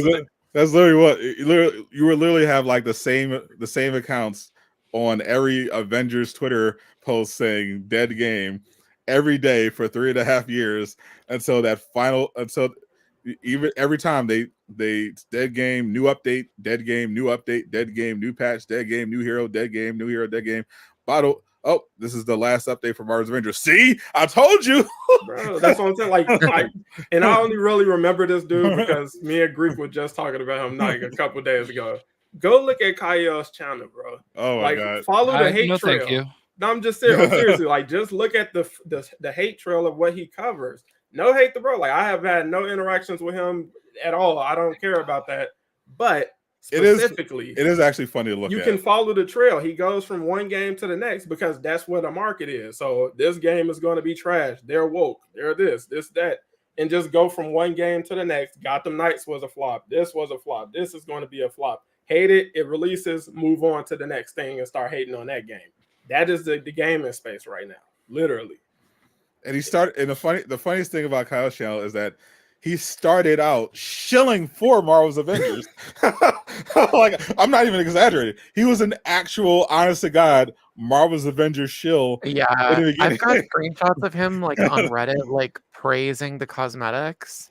Like he's going off about some of the cosmetic leaks from beta. Those were funny days. And then he started farming the people who were mad with the game's current state. Oh, this game is buggy. They're not listening. The developers aren't listening. Hey, you can come complain about it over here. And now that's your channel gimmick. And I'll do that with every game that people hate. So you can bring your hate here and we'll hate together and we'll take our hate on the road from game to game. It's like, remember that time that Miller committed literal murder on Twitter?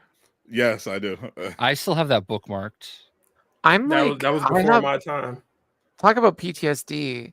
I like accidentally used the same screenshot twice in that thread, and like that will haunt me forever. It's like, God, I wish I took like 30 more seconds to make that, but every time I do something like that, it's because I've like snapped in a moment and I'm not thinking. You know what I mean? It was a masterpiece, Miller. You didn't need reshoots for this one.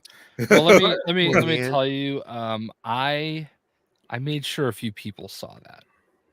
Yeah, it's like, I mean, what you should have done is made sure the IRS saw it, because that bitch doesn't pay taxes. Let's talk about that. Oof. Like, I'm just saying, like, that's what I was saying. Like, that's my point for bringing it up was the topic at hand. Man. I mean, you can like substitute Kyle with the amazing Lucas or whoever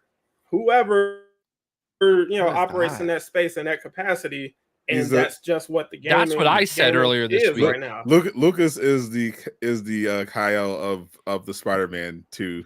Just insert whatever name there, and that's the gimmick. So this movie is bad. The MCU is dead. The MCU is woke. Apparently, Colin is on his way to being the new Kyle, because after he got fucking bodied on Twitter earlier. Yeah, I honestly didn't like. Today was a bad day for you to do that.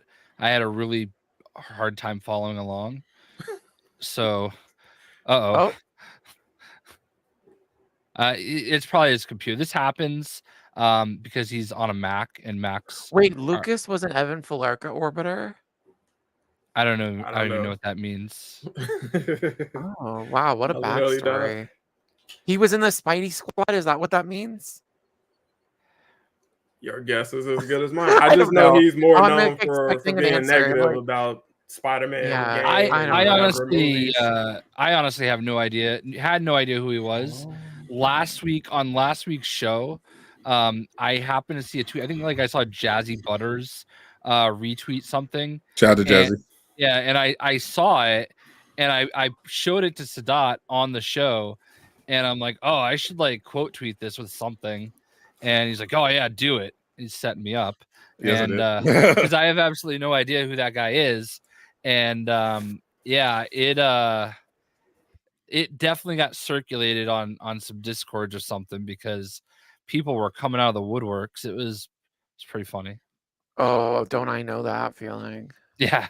It's always the worst YouTube drama, because this is one of the smaller but increasing trends, where it's like you have a YouTuber for a certain genre game that are pretty much shilling for it because they want a review code. Like, transparently, they're like, this one particular guy, he was literally begging I feel daily bad for that for review guy. codes.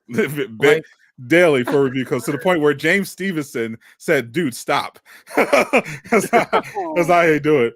And then he doesn't get the review code, and now he's talking about he's he went bragging. to the dark side. He's literally bragging about how he downloaded the pirated Wolverine build, and he's spreading the leaks on all of his socials, and while also trying to have the high ground. I'm like, bro, I'm seeing multiple content creators go from just absolutely glazing Insomniac and Spider-Man, and then as soon as they didn't get that review code, all of a sudden it's like, well, I don't know, maybe they have a point about MJ's face.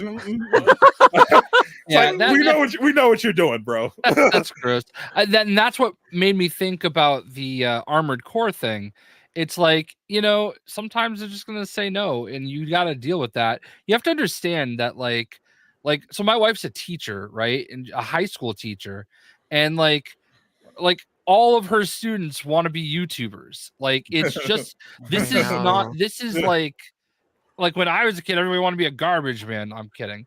But like, you know what I mean? Like this is the thing that people want to do. They want to be influencers. When Jay was a kid, everyone wanted to be a blacksmith. Yeah, so like, but that's the thing. That's the thing, though, is that like we are a dime a dozen, and to be able to stand out is tough.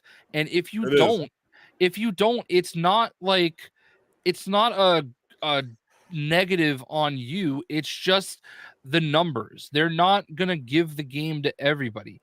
I didn't get a review code. Whatever. I drove to New York and got it. Like, it is what it is. Like, that was a wild thing. Like, there are a bunch of people got flown out to play the game in LA or London, and there was some and then when the review codes time came around, 3 weeks before launch, all of a sudden it was like all these big creators, none of them got codes. So like, I think it was literally like 3 creators that got the 3-week early review codes. And it's just like, yeah, that doesn't, you can't really predict this. Everyone doesn't get the same opportunities. Even Caboose, I thought, oh, Caboose is a shoo-in to get all the stuff. He got flown out, but he was surprised that he didn't get sent the controller and the cover, and you just aren't going to get every opportunity, and you should just be grateful for the ones that you do have. The way to guarantee that you don't get any opportunities is if you don't get one and proceed to completely flip and have a complete meltdown on social media. I very famously, and I think he was younger, and I know he learned from it. But when the Mortal Kombat reveal was happening, a lot of creators, like, obviously there's NDAs and stuff, and a lot of creators were getting their invites and to go out to the event, and they were getting flown out. And this guy, he was a decent sized channel. He was like 90K at the time, I think, and he was like getting close to 100K.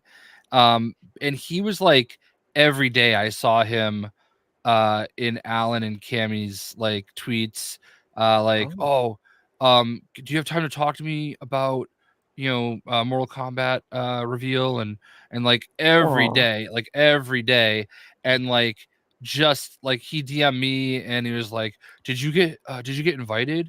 I'm like, come on, man, I can't talk about that. And like, and absolutely lost his mind on Twitter, just had a meltdown one day at Cammy. And I never forgot it. I DM like, bro, you can't do this. Like, if you didn't get invited, you didn't get invited. I can't even imagine like throwing a meltdown on Twitter because you weren't one of a select group that got flown to California for an event. Like, that's not rational. That's not it's great that you cover the game, but we're all doing the same thing. We're all covering the game. We're all doing this thing. And that entitlement is insane. And that's why I brought up Armored Core, was like, they literally hit me up and were like, hey, we're doing these hands-off demos. We'd like you to sit through one. And then after, we're going to ask you some questions on video for a video we want to make with creators talking about the game. And I put on the show for them, and it was awesome. It was fun. It was fine. And then I never heard from them again. And you know what? That's fine. And you've never covered Armored Core from what I can tell. Yeah, and exactly. I never got a game, and I didn't even Hideo Kojima. think about it. I thought for sure, I'm like, cool. I'm gonna get a code. I'm in with whoever that company is that makes the game, Konami, I think. I'm like, yeah, for sure. I'm gonna get a code, and then I just forgot about it, to be honest with you. And then the video came out. I'm like, oh yeah, that's a thing. And I was like, oh, that's awesome. I love it. I played the part, and then I never got a code, and that's fine. It's no big deal. Like what? It's hard enough being a creator, but one of the things that you absolutely have to internalize is that it doesn't matter how successful you are. You're never too big to get denied opportunity. And I completely, because I'd never get flown anywhere. Like, it doesn't matter. It doesn't matter. You're gonna fly the plane into my house, frankly. And I don't even like flying, but I always get people hit me up whenever there's like a showcase where creators get flown out or get hands-on access. I'm never invited for whatever reason. I'm always, especially in the superhero space, I'm usually always either number 1 or number 2 most viewed creator for that category. I'd never get invited anywhere, and I made sure that when I was focused on my networking and everything like that this year, I was looking around and seeing, oh yeah, well, if someone like Hollow, for instance, who has 5 million subscribers, if he's not getting this opportunity, who the fuck am I to be having a meltdown? And that's exactly it. I have that conversation too, and I do get invited to some of these things. To be fair, I know specifically that both of you have lost out on opportunities because of your affiliation to Hyrule. So that is true. That is factual information. Also, there's you have to limit the amount of Black creators they invite, just for a safety measure. So they pick one out of a hat, and then the rest have to wait. but just in general, I'm used to it at this point. There's always going to be a creator that you could argue deserves to be here. That's not going to be there. Your Team Mars, your whoever, there's always going to be someone who you could say, oh, why aren't they there? And that's just the nature of the business. Like, you can't take it personally. You just have to focus on what you can actually control. Yep. I'll give you one. 2K. I'm a 2K Next maker, right? Yes. And WWE had a community day in Orlando this year, like a month or so after the Royal Rumble. And I'm not a WWE creator. I do, when the game comes out, I definitely take them up and get the game, and I definitely create some content around it that usually does pretty well. But I'm not like a known. Your channel. It's just something that I do because I love it. Like Johnny Rocker is like a wrestling, would be more like a wrestling creator. Well, it's funny because I feel like I got him into that, but he kept doing it. Yeah. Whereas I was like, all right, new game, here I go. You know what I mean? So like that's great. I'm happy for him. I'm glad. I can't do it all the time. But like, I got to go to the Royal Rumble this year, and it was only because I got to write for a website, and they had me go for them. And it was like, all right, well, I see all these Next makers here, and it's like, all right, fine. But then a month or so later, they had one in Orlando at the Performance Center, and I wasn't invited to that, and that's fine. Like, I would have loved to have gone, but like, you know, like, how are you gonna get mad that they didn't fly you to another city to go play a video game early? Like, how does that happen? You know? People, it's very easy like to let yourself OD on the clout, to think like, I have this amount of subscribers, I'm doing all these numbers, and I should be there, but it's literally ridiculous.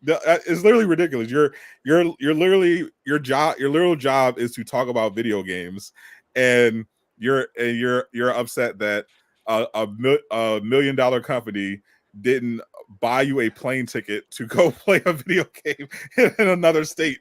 I actually have another one. Die for that to happen. Like, yeah, I can even do one better than that. For Lego Star Wars, there was one creator who literally used to be a person in my chat who on multiple occasions has told me I inspired him to start becoming a YouTuber, and he got flown out to TT Games to do something with Lego Star Wars, and I'm happy for him, but I've never been to TT Games, and I know some of those people. What? He's not happy for him. No, but I am though, because like, listen, I've watched that dude blow up, and I think that's insane. Like, that's good for him, and I'm always happy to see him be successful. He's very The enemies call me Namor. He's very good natured. But like this is something that happens, you know what I mean? And if you're lucky enough to be around long enough, you're going to experience it many times. Absolutely, yeah. If you've been in the game for 50 years like Jay, you're eventually going to see these grow up. You have to just understand that it's the nature of the business. It's a hustle. Yeah, it is a hustle, and also understand that a lot of these companies don't even like content creators. We had that conversation. Like, I've had actual, I won't say any names, but I have actual conversations with people who work on the PR side who are constantly talking about how extra hard their job can be, because they have to convince their higher ups the value of influencer marketing, because they're like old school by billboard types who don't understand the value of getting a content creator on board to promote your stuff. So you have that working against you as well. Exactly.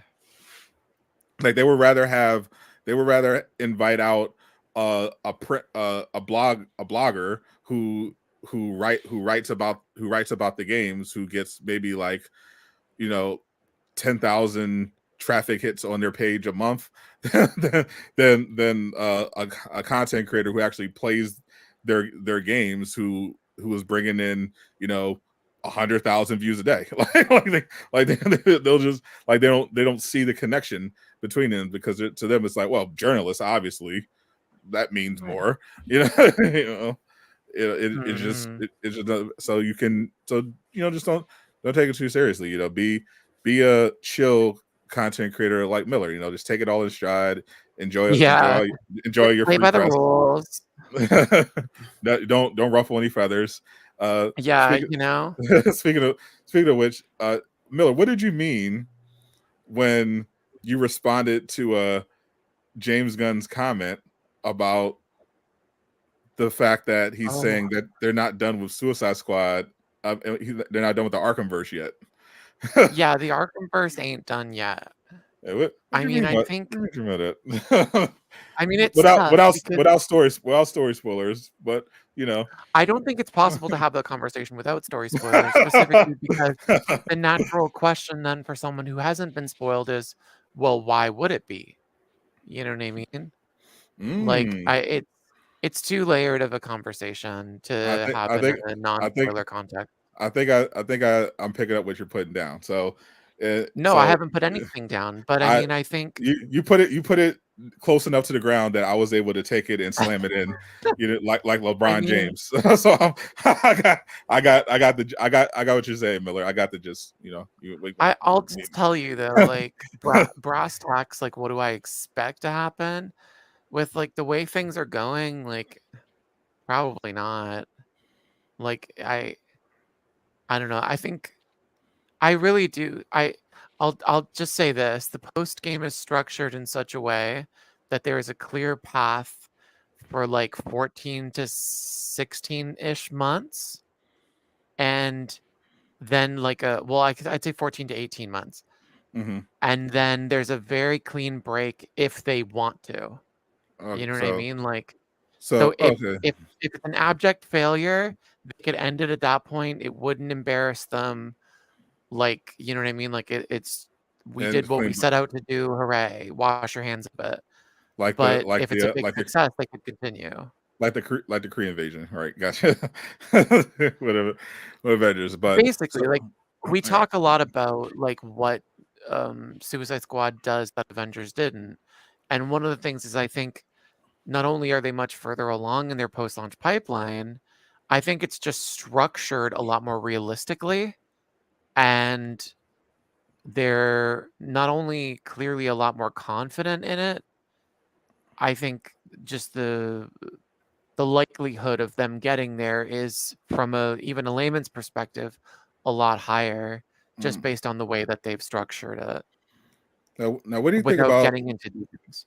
Now, what do you then think about not outside of Suicide Squad? What do you think about just in general DC's video game ambitions when it comes to having Warner actually take advantage of the fact that they own the DC IP for now, and James Gunn at least has made it clear that he wants to have different games and he wants that to factor into his expanded DCU. I mean, I think if you want to take a multiverse approach where like these things can exist in their own spaces and still touch, Elseworlds type of thing. Yeah, then I think you have a realistic scenario. But I think the concept of like, oh, imagine if one MCU movie a year is actually a video game instead of a movie. You know what I mean? Like, just imagine that. I don't think that works. And I think to me, that also plays into some of the problems that the MCU is having, where there's too many moving pieces. One thing relies way too much on another thing.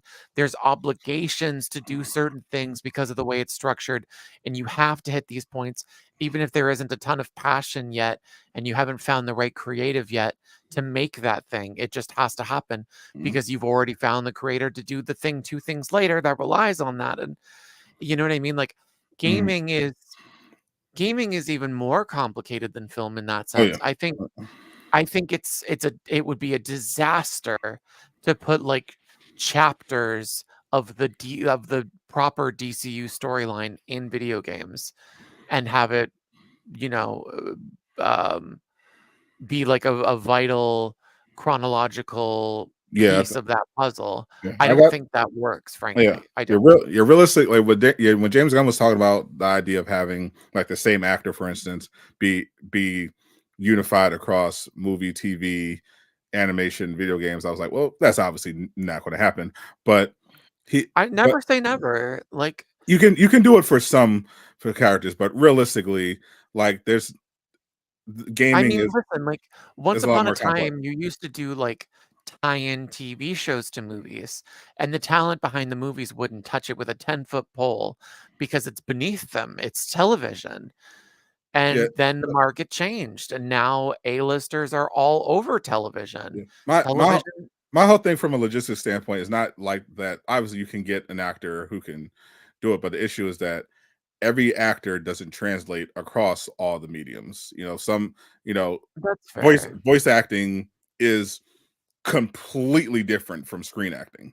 Like they're almost entirely different skill sets. Like there are incredibly talented voice actors that would not be able to be in a movie. Like that they just don't have that. But there are also very, very talented movie actors who would absolutely be dog shit at voice acting. So not only having someone who has the ability to pull it all off convincingly, but the time commitment, like to do all of that would be just insane. Like because you already had issues with like just with MCU actors having time constraints where it's like, okay, well, I have to commit to this Marvel thing, but also I want to have other projects. Like imagine that, but okay, well, I have different movie or show opportunities, but also I have to make sure I'm filming for this DC project. I have to film for this audio session for video games, and like it's a logistical nightmare.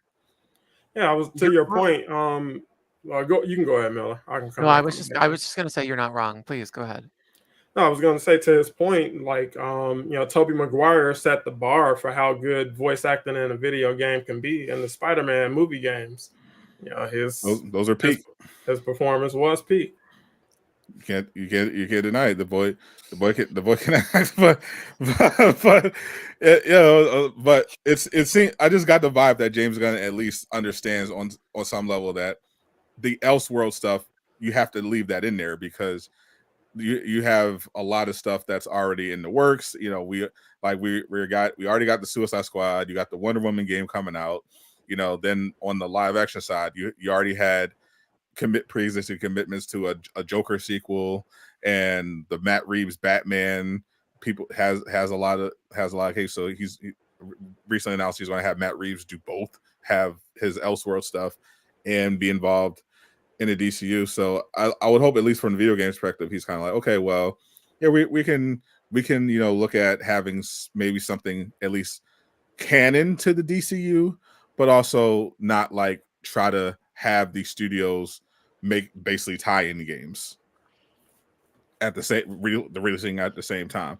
Like when Zaslav mentioned the Superman thing for like Superman Legacy, that would be very cool to have a Superman, at least the ability to announce a Superman game to go alongside the Superman Legacy movie. But I wouldn't expect realistically for them to have a fully functioning Superman game ready by the week Superman Legacy hits theaters. That'd be crazy. I mean, that was why tie-in games were so bad. Yeah, because they were so rushed, and there was always concern of leaks pertaining to the film, so they would have very limited reach on the film materials. It was always unrealistic. Yeah, so that's why it's like it's a cool idea. That's why I think it'd be better to just have like stories that take place in that universe without necessarily having to be connected, if that's what you want to do. But I think the closest thing you could get is like a Marvel Spotlight kind of vibe. You know what I mean? Yeah. Or like imagine if in the MCU, for like another MCU allegory, you sort of start Captain America off with like the Avengers and the Winter Soldier, and then you do the first Avenger in a video game, you know what I mean, where it's a flashback, and like it does take place in the same universe, but the story isn't waiting on it if it gets delayed, etc. Yeah, because I think the most important thing, rather than like, first of all, Gunn might just be getting ahead of himself, because if Superman Legacy if Superman Legacy flops, it's over. So none of this matters. But but I think the most important thing with in terms of the video game, which is I think WB's best asset here, their video game division, I think the more important thing is that they're making the attempts at getting DC games out there, rather than being concerned about the canon and how it's all connected. I think they just need to get out DC games that aren't Batman related at a more regular interval, and take advantage of the fact that they do have a very effective publishing ecosystem, and they don't have to worry about what other studios would have if they were doing a Marvel game, because since they own DC, they don't have to deal with the just outrageous marketing, royalties and bureaucracy that you would have to deal with if you license a Marvel game. I had a question. And they don't have to worry about them getting delisted either. Please go ahead. That too. No delisting. Just to switch gears a little bit. Why do you guys think we haven't seen a Justice League game? Like, going like for a game set in the same Arkhamverse, as the Batman games, it's like you could easily explore something with the Justice League games. Like, I personally think they may have been told no, and the Suicide Squad was like a different venue they could explore with that. So it's like, well, we don't want Justice League touch right now because of movie stuff or whatever reason. but you can play with the Suicide Squad or stuff like that. I don't, because I was funny you used to mention it, because I was doing when I was looking at back when Suicide Squad first had that 9-month delay. I did kind of like a deep dive into the history of the game to see like kind of how it came to be, and it seemed like for whatever reason, I probably related to their ambition to bring it to the screen, but DC just had an interest, like I think this was maybe like 2014, in bringing Suicide Squad to life, and we ended up getting 2 movies of it. And I remember tracking the Arkham games where they would have like these Easter eggs where it's kind of like setting up the Suicide Squad across different games, like Avenger style, like Nick Fury popping up in different movies recruiting people. But obviously there were completely different members, like you had Bronze Tiger and everything like that. But it seemed like they were seeding Suicide Squad even in those games, where it was kind of like, for some reason, it was like a from the top down, it was like, hey, we're all about the Suicide Squad. We got it. We want to get this out. We want to get this out there. We think it's going to be big. Maybe they saw Guardians of the Galaxy and thought that was going to hit similar to that, and that's why they were like, hey, we're gonna go out in the Suicide Squad movie. That's going to be the next Guardians of the Galaxy. We're gonna also have like, and we want to, in preparation for that, let's get the video game rolling. So maybe that's where they were like, hey, Rocksteady, you done with Batman, right? All right, so what do you think, Suicide Squad? I have to say that it is surprising that they're not like capitalizing on their biggest assets. Superman arguably is one of the 3 most popular characters in the Heroverse, in the world, and just in history. Yeah, in history, yeah. Objectively. Like I would say up until maybe the last like 15, 20 years, I would have argued Superman was number 1, period. End of story. But I think Batman maybe has surpassed him a little bit. And Goku. Spider-Man maybe. But Pikachu. Definitely go, and Naruto. But regardless, and Luffy. It is weird. it is strange if you think about it, like that we haven't seen that Superman game, that we haven't seen that Justice League game, because it does seem like an obvious choice. Yeah. But then you consider there is DC Universe Online, which I know isn't the same. And then they had those Injustice games, which had story mode, even though they're fighting games, still not the same. But that goes well. But that I kind of underscores kind of the weird. What's weird about it is because DC Universe Online was extremely successful. I mean, it's still going, and they haven't. I don't know how, and they haven't updated it yet. Injustice was successful. Like people love the Justice League. They want to be able to experience the Justice League in games, and it is a great question. Why?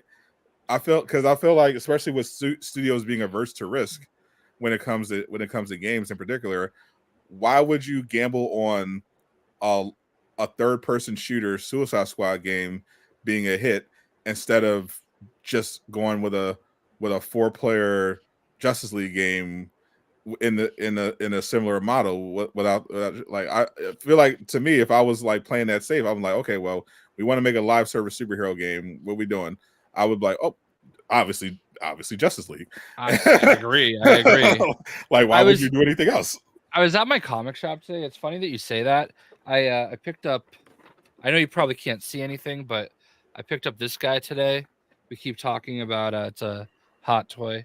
But when I was there, we were just talking about like, things I've been up to, and we were actually talking about, I was telling him about the Suicide Squad game and everything. And he brought up something interesting. He's like, you know what I would love? I would love a game that's kind of like Call of Duty, but like it's like the Justice League versus the Legion of Doom, like and it was kind of funny, like, to think of that though, like there's opportunities there, so many different opportunities when you think of like a shooter based game. And I wonder how something like that would go. They had a game like 10 years ago that was like Gotham City Imposters, which isn't quite that, but it was like it was a shooter game that like you made your own villains, basically. I don't know. It was weird, but I don't know. But yeah, you're right. Like, I don't know what caused them. Yeah, it's funny you bring that up. Like one of my one of the comics that I enjoyed outside of the because I was exploring different comics outside of Marvel and DC. You know, that's why I came across Scott Pilgrim, Kick-Ass, and Watchmen. But they had a comic called Wanted that ended up it being adapted into a pretty mid movie with Angelina Jolie and Morgan Freeman. But the idea was basically the character he's basically a villain. He's the son of a villain who is like a world famous assassin, and his superpower is that he just can kill anything. Like he's peak comic human, but he's for whatever reason can just kill anything. And they exist in this world where they're part of an organization where they're actually, you know, bringing down the superheroes and trying to run the world. And I'm thinking of how cool just what direction you can go in with different games like that. Like, why not have more games where you're, rather than just be anti-heroes, just be a villain? Like make a game where you could be a villain. Who wouldn't want to play a game where you're Doctor Doom? Who wouldn't want to play a game where you're the Joker? Like, imagine what you could do as the Joker. You know what I mean? I mean, yeah, like just play GTA. That's fair. That's fair. I mean, I feel like that's what a lot of the mods are for GTA that are really popular. You know? Yeah, they are. But it is a strange question, and I'm wondering now that James Gunn is like trying to have that influence over all aspects of DC. I'm wondering if he will like start using it on the popular characters, you know, like you should ask him on Threads. He'll probably respond. He'll actually respond. There's something I want to say, but I can't. Oh. To be honest, like when you were talking about like the Justice League versus the Legion of Doom thing, yeah, I was thinking like for the longest time that's what I thought that Captain America, Black Panther, Civil War like game was. Like World War like that game. Yeah, that's what I thought that was. I literally expected that in my head to be like Battlefront. Oh wow. You know what I mean? Like that's what I thought it was. Star Wars Battlefront, like a single player game. Star Wars Battlefront, but Marvel Civil War. That would be insane. Yeah, that'd be an actual insane game. Right. I don't know. It's like I've just been noticing, like through observing different games, it's like it always seems to be some kind of weird gimmick that tweaks things in such a direction that keeps it from fully working or being what it could have been. So it's like, well, we have an opportunity for a new game. Let's do a Suicide Squad game, even though we haven't had a Justice League game in over a decade. Even though the Suicide Squad, even though both Suicide Squad movies were failures, it's like I don't know. I don't get it. It's like it is interesting. That could be what this sets up, honestly. Like, who is to say how it's going to end? I mean, the titles suggest a different ending. Well, obviously, Miller has been heavily implying something very different from how the title will lead you to believe. So we can safely assume that the door will be left open for them to expand the Arkhamverse in particular after Suicide Squad is all said and done. All right, so I'm gonna go ahead and spoil it. The end of the game is Poison Ivy and the Justice Kids. Everybody is kids again with weird dynamics with Harley Quinn. That's going to be the future of WB. I love that. Muppet Baby. I used to watch Muppet Babies when I was a kid also. Bro. Right. Guys, I gotta hop off. I gotta get up like super early tomorrow. Do some family stuff. Gotta go right, honestly. But no, we definitely appreciate having Casual Avenger make an appreciate I'm fighting to be a regular, man. Miller is definitely, you know it's a vibe catching up with you all the time, bro. And the power rapper to rap a bit, that's classic, bro. I wish I could do. Wait, hold on. Wait. Let me do one thing before you go. Hold on. Okay, wait. Where is this thing? Okay. come on. Oh, there we go. Is this about to get hold Rule on, 30? hold Is this about to get Rule 34? no. You about to do the twist? looks like someone's bent over at the waist and he's holding on. There we go. Oh, bro. Is that the Fortnite dance? It is, yes.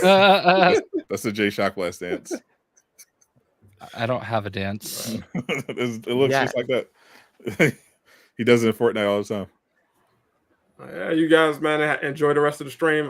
Obviously, I'll be back in 2024 at some point. Yep. So. Enjoy your deep dish, my friend. It's the holidays. We put the pizza away. All right, chat. Catch you guys in the next one. All right, peace, bro. That was a Casual Avenger, our second oldest member. Appreciate on JayShockblast. Always appreciate him. Remember back in the day when everybody thought he was way older, like 50. Yeah, that was a good meme. That was a crazy rumor. You guys got me with that for real. I was like, oh my god, he looks amazing. I remember I was like, ain't no way. I didn't buy it. No, I can always tell how old someone is just by looking at them. I do it was cap, but it was still funny to say. But I know Jay saw. Speaking of failures, I know Jay saw Aquaman 2, Fallen Kingdom. Honestly, I kept having to be reminded that the movie was coming out, like every time. So one thing you have to understand is my brother is literally the biggest Aquaman fan, and he has been for years. I think that's the first time I've heard that sentence. Listen. I remember like Christmas of like 2007. My mom got him Aquaman like Chucks. That's weird, bro. He just loves Aquaman. They make those? They did, yeah. I've literally never even met an Aquaman fan. Like, that's kind of cool. I like Chucks. I always thought Aquaman was just kind of a meme. But here's the thing: Jason Momoa definitely made Aquaman cool. My man. But he plays Jason Momoa. He's not Aquaman. He's not Aquaman. He's Lobo. And I look at this movie as his audition for Lobo. Like, I'm not gonna give any spoilers, even though I'm sure nobody is gonna go see it in the theater. You can spoil. I don't care. It's better. It's better than you think. Like, it's all right. It's better than every DC movie that came out this year. Not hard.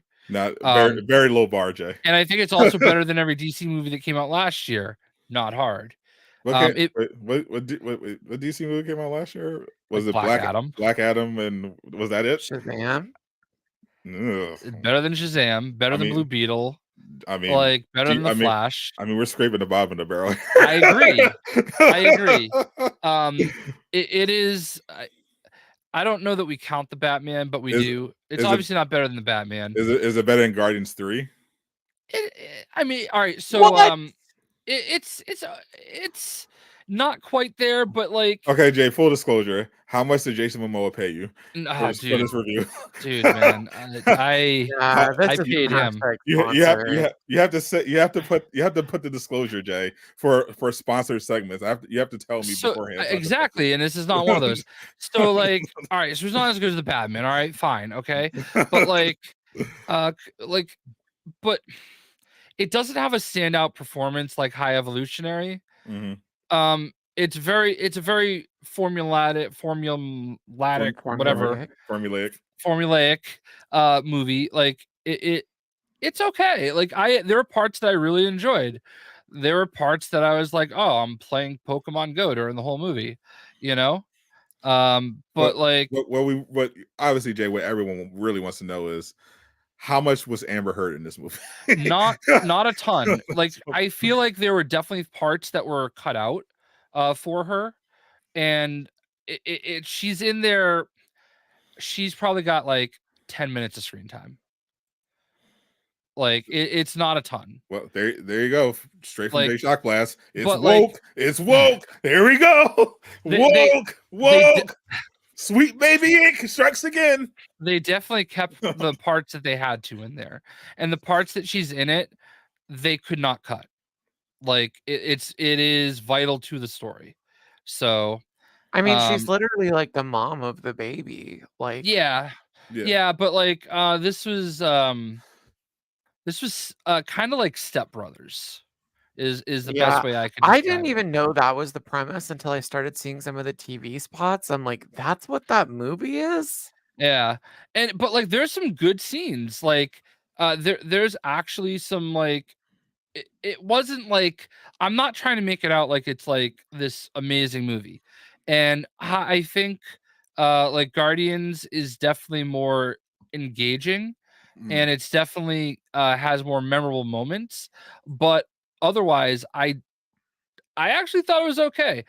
I'm not sitting here saying everybody should go see it in the theaters. Is it better than Ant-Man 3? Way better than Ant-Man 3. Well, Like I mean, thought you were like a big Ant-Man 3 apologist. me, I think Ant-Man 3 was okay. I don't think it, like, again, I actually feel the same way about Ant-Man 3 as I do about Aquaman. Like, I don't think it's as bad as people are making it out to be. But it's definitely not like, you know, like I'm not gonna bend over backwards for it, you know. Like it was a movie. And basically the Disney I bend over backwards for it. Disney's checked in clear, but DC's did. Yeah, no, I mean, I am the CEO of WB, so no, I honestly like I thought it was. So basically like a 6 out of 10 movie. It's like a 6 out of 10, I think. Like 6 out of 10. Like, I mean, all right, so I feel like we've had this conversation before. Like, I feel like you found Black Adam tolerable, and it's better than Black Adam. I think it's better than Black Adam. Yeah. Yeah. You don't have to worry about the mid-credit scene though. Like it's. I haven't worried about it. It's literally this is literally the end of the DC. It literally doesn't. Yeah. Like it's very. It's not a long wait to get to it, but I remember. I mean, after the Flash's end credit scene, I'm not staying for any more DC ones. Yeah, like I just feel like it's not nearly like I feel like it's one of those things where because there's a license to trash it, people are taking it. You know what I mean? Like Avengers and Gotham Knights were like approved and authorized punching bags. So there was no nuance. It was like you're just allowed to trash it. And that's the game that like I feel like people just didn't care about Aquaman too. Like by the end of it, like whether you want to call it superhero fatigue or whatever, it's like it felt like just no one was talking about it. Like it was at the point where like literally last night there was no Rotten Tomato score. Like there was no reviews. Well, yeah, I think that's probably WB in their NDA. I think that like they were just I think they probably. I think they literally lifted it at like the morning the movie went live. Yeah, and I think they just knew that like people were gonna take their chance to like get creative and maybe misrepresent it. But yeah, no, well, obviously the critics hate it. So I'm looking at it. So I'm looking at it right now. From what I've heard from the early sales for Thursday, unsurprisingly doing terribly, but reviews wise, at least on Tomato, it seems to be one of those audience splits where I would probably lean towards Jay. The critics have it at a 36%, but the audience score is a 78%. Which to me tells me like, yeah, the movie's probably like a turn your brain off, have fun. It's probably going to be fine. Yes, that is what I say. Turn your brain off. Absolutely plot holes, absolutely all those things. But like, and I think it is loosely based off of the first big story Aquaman had during New 52, where they kind of like do the same thing. Yeah. The baddie in the movie, like my criticism is like, listen, Black Manta's great, but like, you know, it's Black Manta again, and I love Black Manta, but like, he's awesome. Yeah, but like, I do feel like Jimmy Woo had a little bit of extra screen time this time. Okay. I mean, there's some character development, not like huge, but like it's okay. Like if you went to see it in the theater at a nice matinee, like I don't think you would hate yourself for being there. Oh, but isn't that crazy? This is the state where like, oh well, if you go see it, you're definitely not going to want to commit unaliving on yourself by the end of it. So I mean, like the we're thing that I raising really the bar. enjoyed about the first Aquaman movie was like the visuals. The Like some of the visuals, set pieces were so imaginative and so well realized. and that's the thing. There were times where I was like, "Ooh, this is like underwater Star Wars." You know, like the Okay, that visuals. was the vibe that I was hoping it had. That's good. Yeah, it like for a section of it, not all of it, but like there is a decent part of the movie where it's like, "Ooh, this is kind of cool." I feel like it's like the second episode 2, you know, like Oh, yeah, I know, but like there's some parts like the chase scene in episode 2, right? like the opening one Yeah, in yeah. the Oh, I love that scene. Yeah, Okay. like there was a part of it that kind of reminded me of that a little bit. Oh. So this might instead of watching this on a pirate ship, people might want to watch it instead on Max in like 3 weeks. I think it's trending to do like 40 million opening weekend. And that's factoring in the fact that one of the days is Christmas. But the first movie opened at like 70 million. And I know that's a big jump, but it's also much better than what we've seen. I mean, it's been a bloodbath. Yeah, this year has been really bad at the movies, and I just wonder if it's like obviously like Barbie did well. There's a couple movies that did well, but like not as many as there used to be. I'm looking at right now on Variety. They have on Thursday it made 4.5 million, which is basically like Birds of Prey territory. It's expected to make between 35 to 40 million on the 4-day weekend, which is lower than the 67 million of the original. So I was close. I'll tell you know what I mean? I'll tell you what I went and saw. Speaking of movies that have a heavy water influence, I wanted to see Avatar? Godzilla -1 so God. badly. Oh my god, my And brother saw it. Yeah. It skipped my theater because, like, I live in a very small hick town now, and they expanded it, and it came to my theater. Nice. Like, oh my god, so I went and got to see it. I fell in love. It was so good. Everyone has said it's amazing. Yeah, It's my really brother good. my brother has always been a massive Godzilla fan, and he went to see it. I skipped it. And I kind of somewhat regret it. Like we had this conversation last week, Sadot. Like I don't love subtitles, but we talked about that in the comic shop today, and the comic shop owner was like, you know what? In this case, it just seamlessly blends in, and honestly, you don't even have to read them, and you can just know what's happening. So I wouldn't go that far, but I think like you made a terrible mistake. I mean, there's a lot of action sequences. You know what I mean? Like, Yeah. I think it would keep you engaged. I do. It had a lot to say. I was really surprised by the symbolism, but it was heavy-handed, but it was impactful. And and honestly too, like the action sequences, there was like one that takes place like on a street. Another, my favorite trope in like disaster movies is like when a sequence starts like a normal person on public transit. Yeah. Like every time I see that shot, I'm like, oh, here we go. And it did not disappoint. Like, oh, I love the trope where the Rock falls off a 10-story building and is completely unharmed. that's my favorite trope in any film. I love it, but I'm definitely it's not playing anywhere. Like I'm very particular about where I go to movies. Like there's a perfectly convenient theater that's like 10 minutes from me, and it's got in-theater dining. It's got everything you need. If a movie ain't playing there, I ain't seeing. I ain't going. Yeah, and Twat Hyrule was saying this thing about going to see it tomorrow. I really do feel like if you do go see it in the theater, I don't think you're gonna hate yourself. Like I think that's the best way to put it. Because I've gone to see some movies and left hating myself. One of them was The Last Jedi.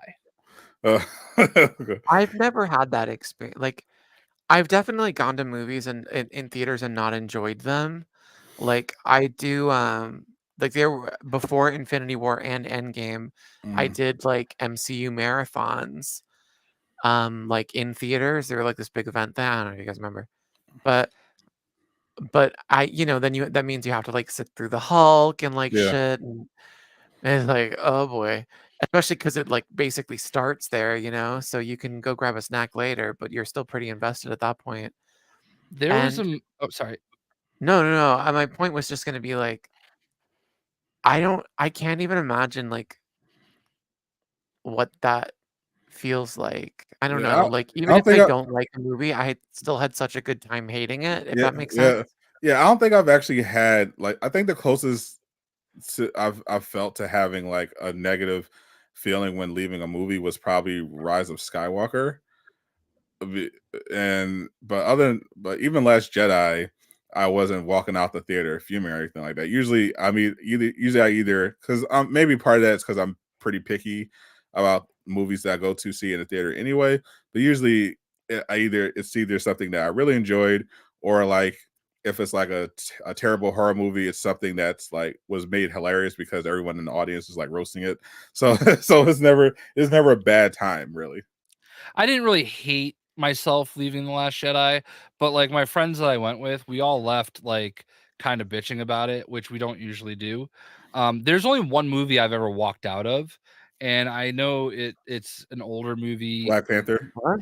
No, I there's this movie called The Thin Red Line, heard about and that. it's a war movie, and it had like this monster massive cast, and the only one I can even remember right now is Woody Harrelson. But like Oh. I love war movies, and I went with like 4 of my friends to see it, and it was just awful, and we literally walked out. So, Like it was Wow. so bad. I remember it having a really big cast. So I guess it was from the 1998 Thin Red Line. Let's see, IMDb. Who was in this? It was Nick Nolte, Sean Penn, Adrian Brody, John Cusack, George Clooney, Woody Harrelson. I was like, Bunch. I was a child when that came out. Yeah. Wait, when did it? Yeah, 98. Yeah, so I was like a junior in high school, and a bunch of us Hey, hold on. I have company. oh Guess god. who it is? I mean, I don't think you'll be able to hear him through this, but he uh, can at least wave. are we guessing by the visual or Hold on, just hold the on. association? It's Is King it Synchro Greed. Champ? I thought it was Synchro Champ. What's up? Oddly, that was the guess I was gonna make. You want to go King Creek? Yeah, I went straight to Synchro Champ, so I was close. Yeah, that's the guess that I was gonna make too for some reason, because I figured Hyrule was in chat. It's weird seeing King Greek without any kind of mask and hoodie combo. like it's weird. It's weird. Is this the future? This is what you're seeing right here, chat, is the future of content creation. This is instead of this, it's going to be it's going to be VR avatars. I'm trying to do this. Like, I really think this is the future of my content. Like, I have to get better at it and stuff, and I want to do tracking and stuff and green screen myself like into stuff. Like, I had this cool idea. Tell me if I'm insane, but Yes. like, I want to get Parappa the Rapper, right? Like the video game. Mhm. I want to have it like render at 16:9, record the whole game with the camera hacked to stay still. Then I'm going to and like remove Parappa's model, Mm. and I want to green screen myself into the footage and like act it out. Would like It's I won't. it's very hard I to take wouldn't. this conversation seriously with your hands acted out. and King Yeah. King Greek dancing behind you. Yeah. Oh my gosh. And King I Greek I grinding you. love VR. I'm so into this shit. Like, I've wanted to do something like, because I enjoy streaming in VR chat, and I think there's something really entertaining about it, but it can be not only like taxing on a setup, Right. but also it's like an opportunity for chaos. Like you got crashers and like weird shit, and I mean, you kind we're of literally right. Yeah, we're seeing it right. exactly. But I No, mean, like, I still have to get into VR. I haven't found an excuse yet to get a new VR. I tried it one time. I got I think I got the Oculus Go off of mm, Amazon just out of curiosity, just test it out, and it was like absolute dog shit. So I kind of just gave up on VR for a while. I bought a uh, PSVR twice and returned it twice. like the first one or the first and the The- second one. The first one. And then I borrowed it from my friend a third time, just so I For could Iron Man like play VR. the Iron Man game. It's the I only time. played that through. I had so much fun with it. It's the only time I've ever requested a refund through PlayStation. No, that bad. I hated it. I do have a recording of my playthrough of the Batman VR game on my channel. Oh, I want to play that too. But well, I mean, I just can't put myself like, first of all, the big problem I had is the lenses just fog up constantly. Like that was one of my biggest issues. But I just also, it's not for me. And I have a friend that works for Oculus, and like I mean, like, to be honest with I like you, the like, idea of it. the Yeah. tech isn't there yet. Like, it keeps improving. Like, pancake lenses are such a huge like a huge step up from the average like Quest 2 right now. Like, it makes such a massive difference. Like, we talk about the importance of frame rates, but when you're trying to trick your brain into believing that something is real, a very high frame rate is crucial. Not to mention to tricking your brain into not getting motion sickness. You know what I mean? Like, Yeah. stability and high frame rates super important, and that naturally runs counter to this idea of like creating big expansive games and worlds. Like, you know what I mean? It's a tough spot. It's something I would enjoy. The only reason I didn't like the Go is because visually it was, maybe mine was effective, but visually it looked like absolute shit, and it just was taking me out of it. It's tough, man. I mean, the tech is getting better. Like every 3 years, you get like a big jump in tech, and it's night and day. But at the end of the day, like the way it looks 20 years from now, like there's I think it's God, is it like ByteDance that's doing their new headset? I don't remember. But there's like this new lens technology that's coming out, because right now with like a flat lens, you can't focus on anything. So like it doesn't really work the way that your eyes do. So naturally that breaks the immersion on like a subconscious level, Right. where like if you focus on something in the background, the foreground is still perfectly in focus in your field of vision.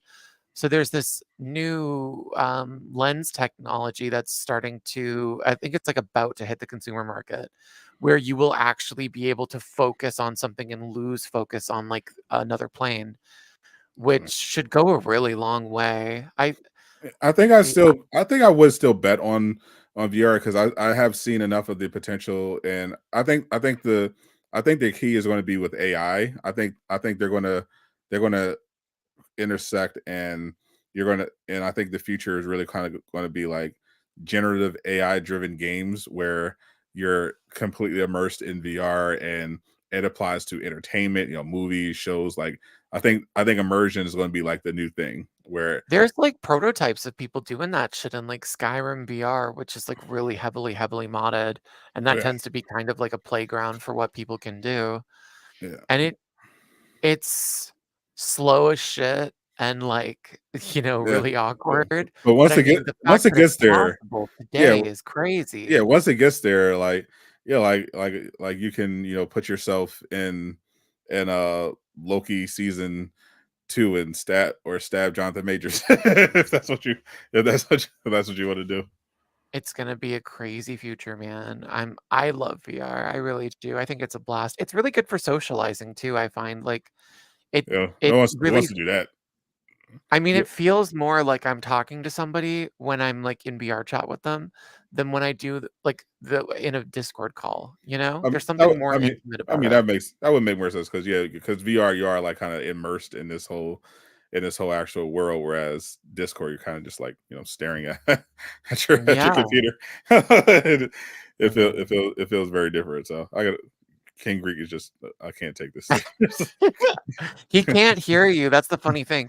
I have like my browser window open on my end. It's not actually in the world, so he'd just be standing there like. I'm just trying to figure out why King Greek's character is in pieces. why? Oh, he's why like clipping through the wall. It's not fully rendered. It's like Oh parts. yeah, look at him. It's like body parts are floating. Oh my god! I want to Oh, this is it's absolutely ridiculous. I mean, it's improvement. It's improvement on how he normally looks, but it's still funny. What's that? What's that? Is that your Arkham Knight? It looks like. Is that your Arkham Knight? I don't know if you can hear me, but then he doesn't have tracking like movement tracking either, so he can't even do a thumbs up. No, he could just do whatever the fuck that is. Yeah, do like a spin in a circle if that's your Arkham Knight. Yeah, it's Arkham Knight. Oh, there you go. Hey, there you go. Green thumbs up.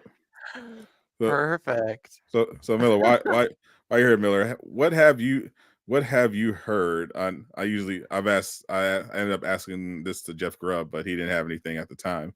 And now, unfortunately, we have a lot of particular information about this particular topic. But besides the stuff that was hacked, have you heard anything about some unannounced, perhaps superhero games?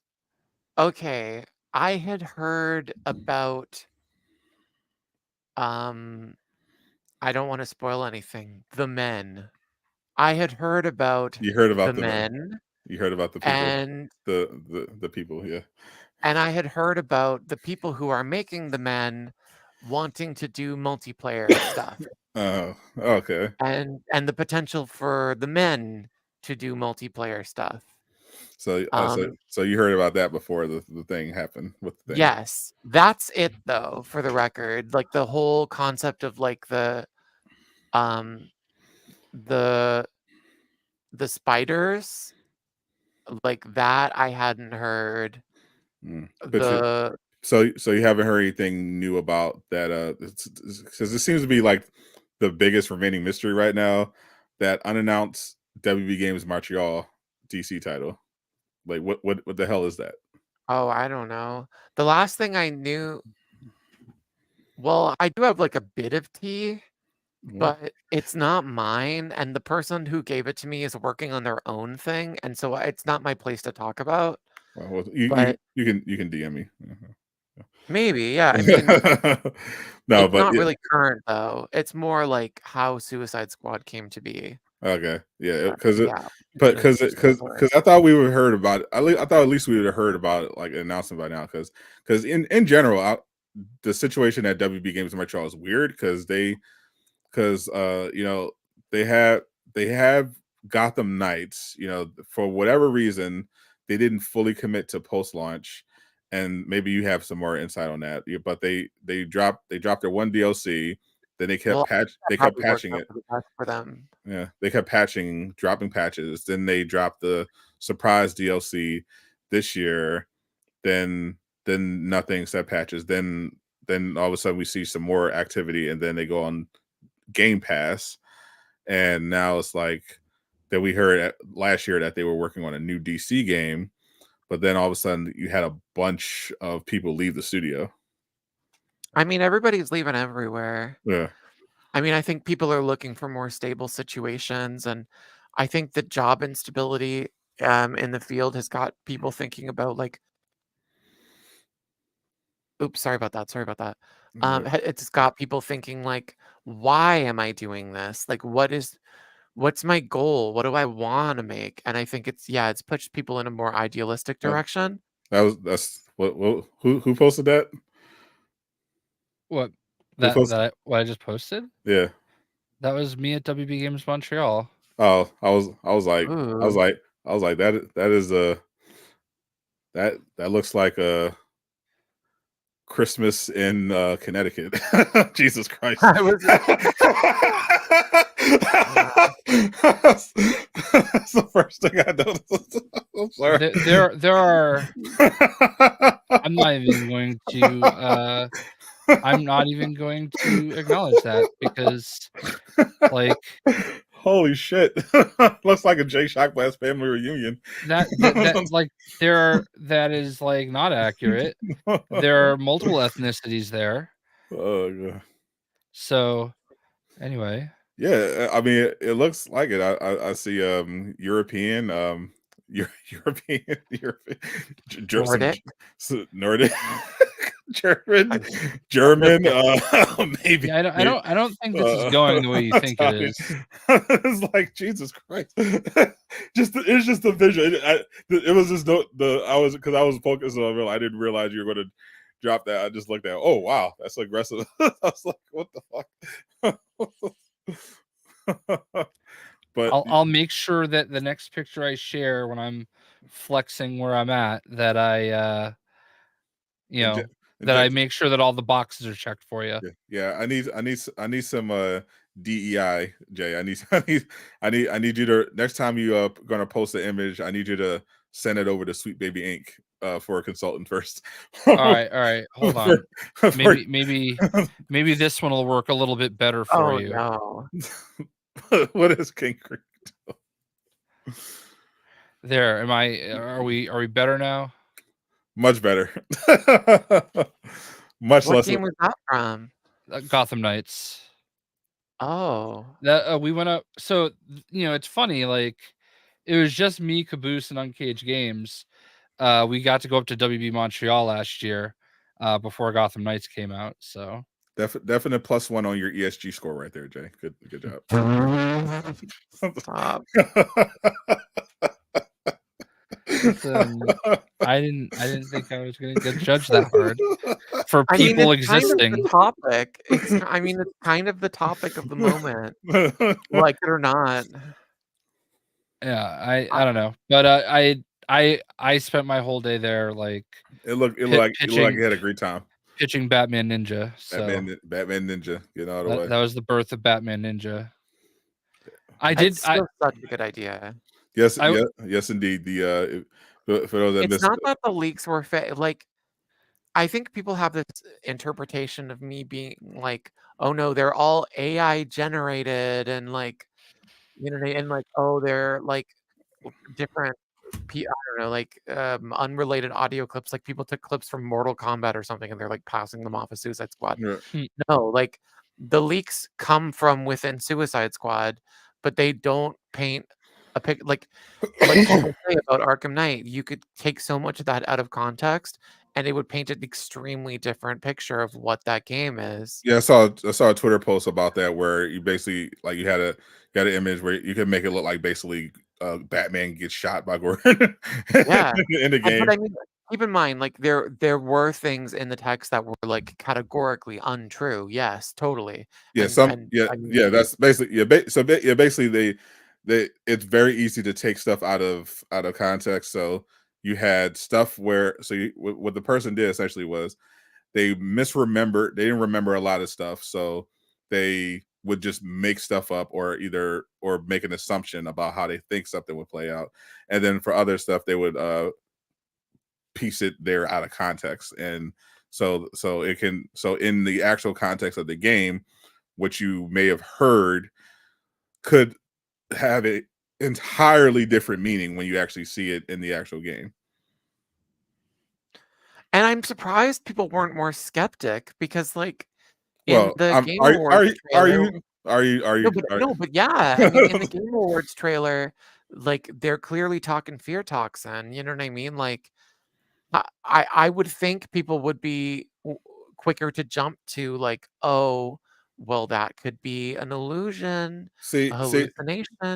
No, CJ, if this was, that would be a somewhat reasonable assumption. Even then, not really. But if this was Arkham 4, like a solo Batman game, then people will be you would see more people willing to like engage with their actual brains and common sense and try to give it the benefit of the doubt. But this is Suicide Squad. People are always looking for a reason to shit on it. They're going to take the worst possible interpretation every time. And even if it doesn't fit, they will, as we've seen, literally make stuff up in order to fit the agenda. Like there are still people who will go on my page or go on Twitter and say Suicide Squad is going to suck because it's always online and it's filled with microtransactions. Like, I mean, the one thing that I'll say about Suicide Squad, like, we don't know the extent of the monetization yet. Like, all we know is that they advertise free post-launch content and a battle pass. Now, as me and Casual have discussed, and Jay has discussed as well, long term, you're not going to be able to obviously sustain a live service model on a just battle pass basis, because that's just not realistic. But obviously Jay personally knows the extent of the monetization. He just can't say anything. I plead the fifth. I do not know. I don't know I don't know anything. Redacted. I mean, frankly, I don't either. Like, I know enough to know what I don't know. He knows a lot about the content. He knows obviously a lot of story stuff, but he doesn't know how far they're going to go with the monetization. And I'll tell you, like, I think a big question mark for a lot of people is, like, without spoiling it, the first DLC character, how the hell does that happen? And the truth is, like, I know bits and pieces about them, but I don't know the full extent of it. My current theory is that it's maybe even a different character using that mantle. I don't actually know. Like, there's so much in that build that is scrubbed out that a lot of conclusions are impossible to make. All the more reason for people not to be running away with the leaks that are posted on the subreddit. Like, it's crazy how people are. But I mean, that's the age we live in. But I feel like at the very least, based on what they're marketing, they're intending to have like a year of maybe go through 2024 of free content to try to get people in the door, and then they're going and then they're going to evaluate how well it performed, how well, I don't think it's going to be like they pause and they're like, well, let's see, like, tabulate the numbers, let's decide if we're going to start working on content now. Not even about working on content. I mean, that decision will probably be made at launch. You know what I mean? Yeah, I was more referring to, like, in terms of like their monetization strategy. Like, obviously it's going to have to evolve, and I would imagine that would evolve after they had like actual hard numbers to go on. Like, okay, this is how many people bought the game.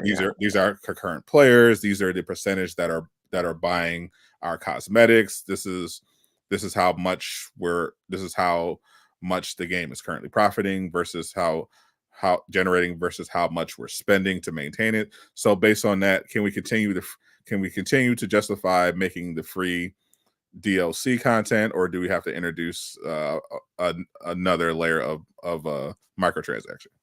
I'm thinking expansion. Like, do a paid expansion for like post that 14-16 month period, right, to take you through another year and some change. You know what I mean? Like, I would think that would be, I mean, I don't know. That's what I thought. That's what I thought Avengers should. I thought Avengers should have been. Avengers should have done that. But I mean, the people who were working on Avengers knew that. Yeah, it was crazy. But they just didn't have the money to even do that. shows, and that's what I worry about. Is like, when you look at a monetization strategy that's like, okay, well, if X percentage of people like participate in these microtransactions, then we'll be good because we're spending Y amount. Yeah. And we'll be earning Z amount through that formula. And it's like, well, but if your game flops, like if you don't get those numbers day one, then what do you're locked in. It's too late. Like you can't, like then suddenly you have to totally pivot and pay for all the development to pivot off of that money that you aren't making. You know what I mean? Like at that point too, for a lot of developers, it's throwing good money after bad. Like it's almost impossible at that point. You have to have, I think, to get around that, a publisher with like something to prove. You know, like you got to have like a Cyberpunk situation or like a No Man's Sky situation where they're like, hey, this is our reputation. It means more than this title. We need to put the money into this to make this happen. Do you think for the sake of our name? Do you think they would do that for Rocksteady over Suicide Squad though? I mean, it's funny that they didn't for Crystal Dynamics. I think that's kind of sad. Yeah, but it is interesting. Like currently Crystal Dynamics' reputation is like in the shitter, but before that, they had a decent reputation as a studio. Obviously, Tomb Raider fans had their issues, but overall, they were generally respected. You know, before the Avengers fiasco. Yeah, I just want to address Zed and how it gave me flashbacks. That is such a Canadian thing to say. Did I say Zed? Yeah. Oh my god. It's so Canadian. I usually used to don't either. Like I say soda, but like Canadians tend to say pop, like stuff like that. I'm so used to American speak. I'm surprised I said Zed. Yeah. I did tech support for Bose for a long time, and we serviced the American Canada. And oh my god, when the Canadians called in, the two things that would always make me laugh is Zed and actually it's a postal code.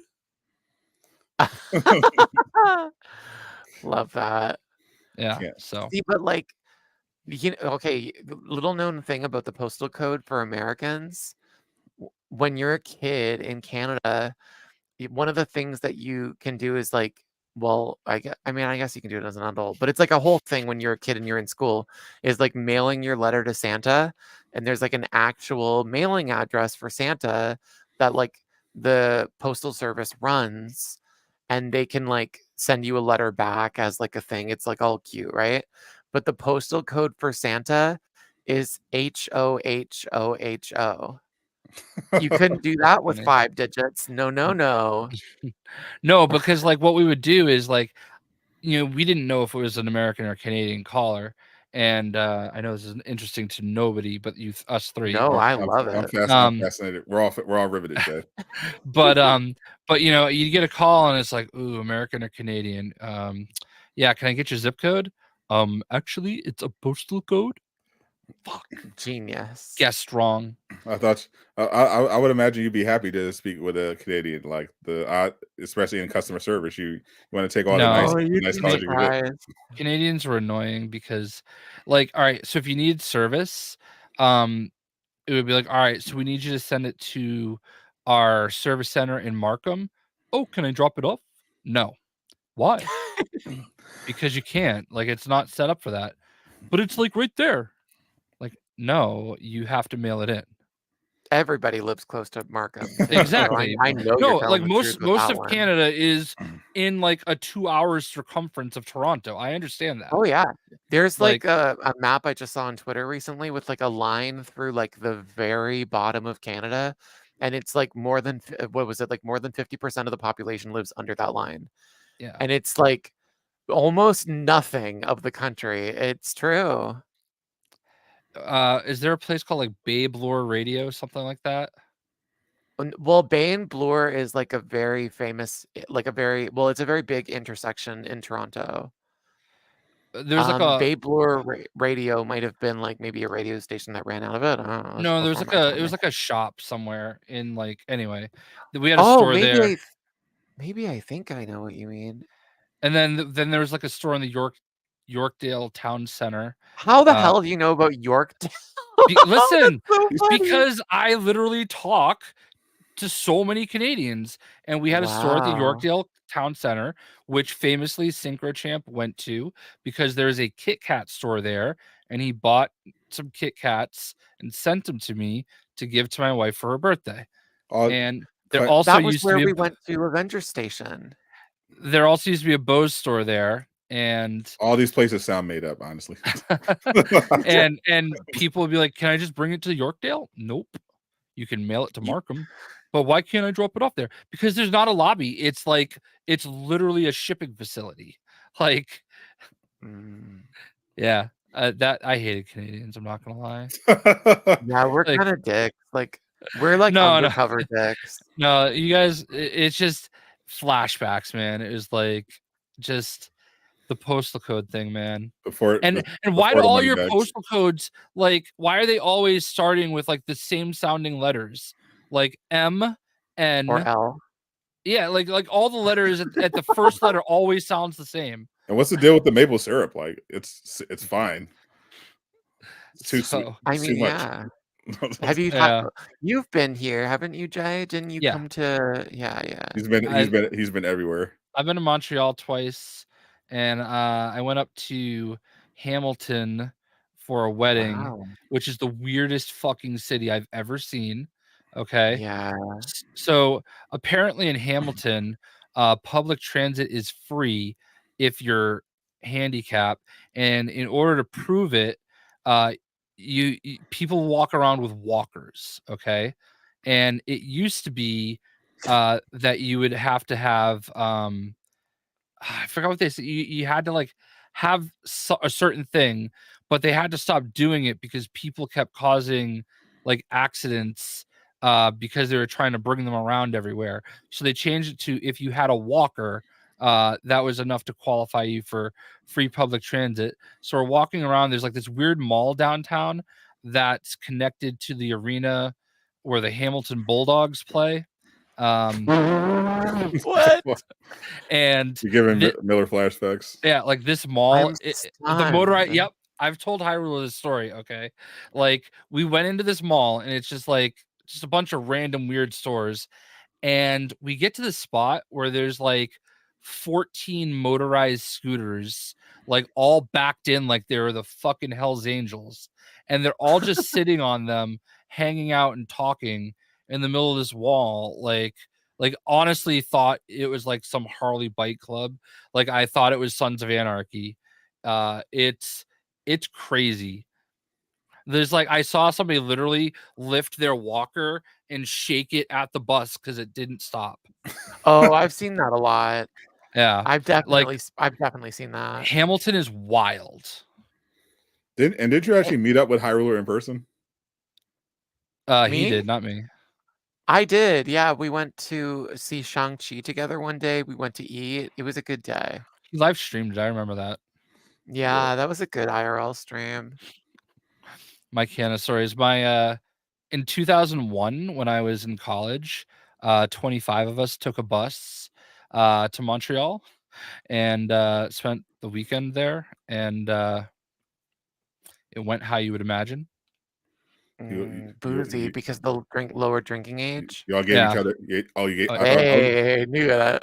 I was going to guess y'all gave each other hand jobs and didn't talk about it the next day. No, they French kissed. No, that yeah, that's probably the most I've ever drank in my life that weekend. Lightweight. Wow. I did like one of those like 120-ounce bottles of Jägermeister in a shot, and I've regretted it ever since. We all pitched in and bought like a $300 bottle of Cristal. Did you? And then Cristal. I remember. Listen, 2001. Okay. Puffy was drinking Cristal. The only reason I remember Cristal is because Jay-Z called it racist and started promoting his own brand instead, or something. Yeah, listen. It seemed like for all of us college losers, it seemed like a funny thing to do. Buy Cristal. Yeah. Like you're a bunch of wine moms going no, and the worst part is there were 25 of us all pitching in like $10. Okay. So we all got to drink it out of a shot glass. That's the trashiest thing you've ever described to me. Oh my god, I've done so much worse than that. But Yeah, This is actually ridiculous. You ever do the power hours? I don't even know what that means. It's when you set up a timed music playlist and you take a shot every 30 seconds for the next hour. No.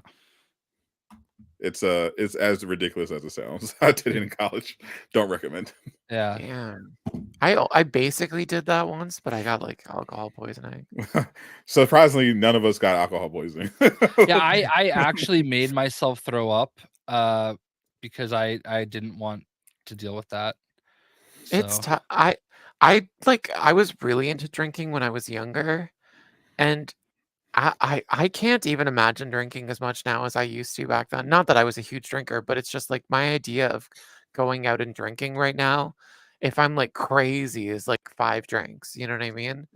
yeah. And that's like, whoa, like you're partying all night. Yeah. I think I only did it in college because I wanted to like experience everything to see, what's what. Yeah. And I realized very quickly that I don't care about smoking weed. I don't like drinking alcohol. The most I do is like I'm going out and pour me a couple of White Russians and I'm good for the I'm good.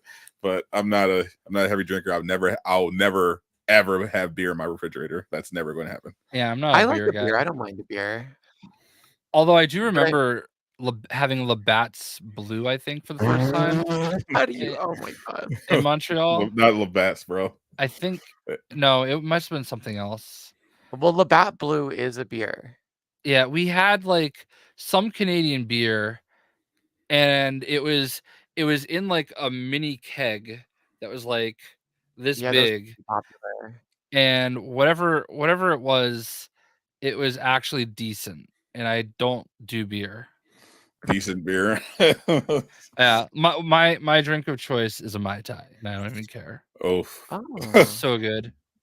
I make such a good Mai Tai. Seeing Jay say that, it's hilarious every time. Mai Tai. Love it.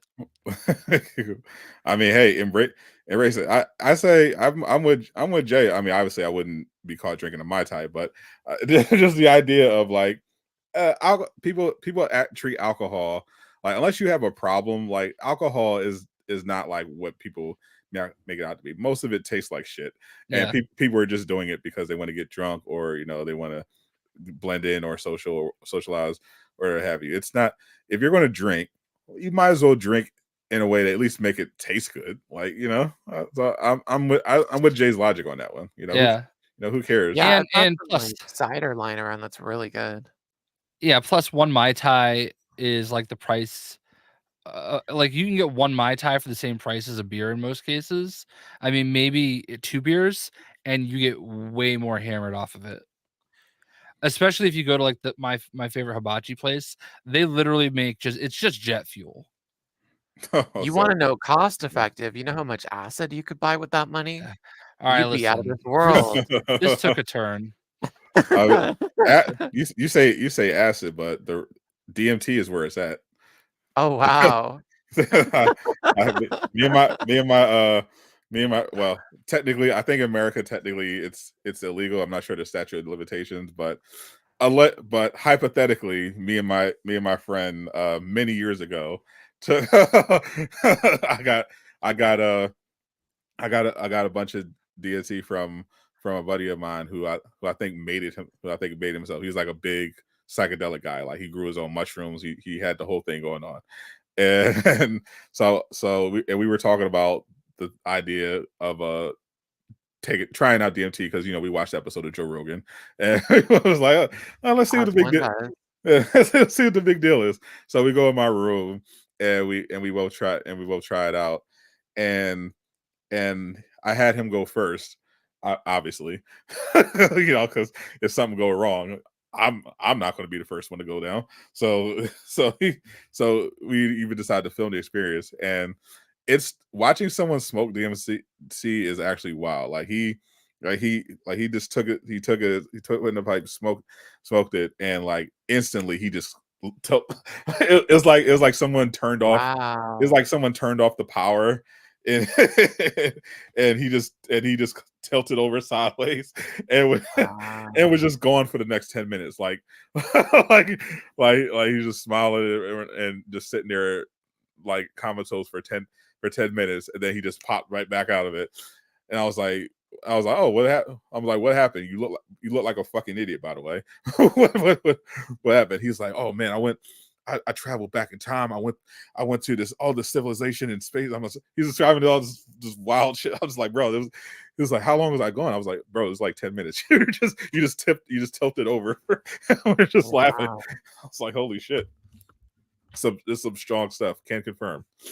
I didn't do anything. I didn't have that crazy of experience. I don't think I hit it as hard as he did, but I did. But all I saw was like these weird geometric patterns all over, and I heard some music that I can only describe as alien.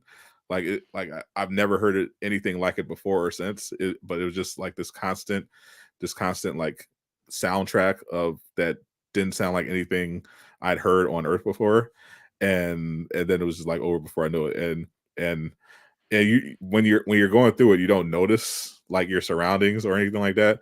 Because when he showed me the video, I was like, oh, I don't recognize myself. I was literally just laying over sideways like a drooling idiot.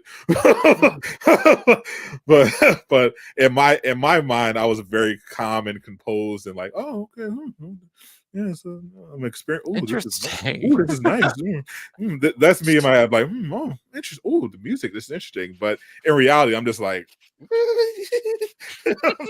wow. I was like, holy shit.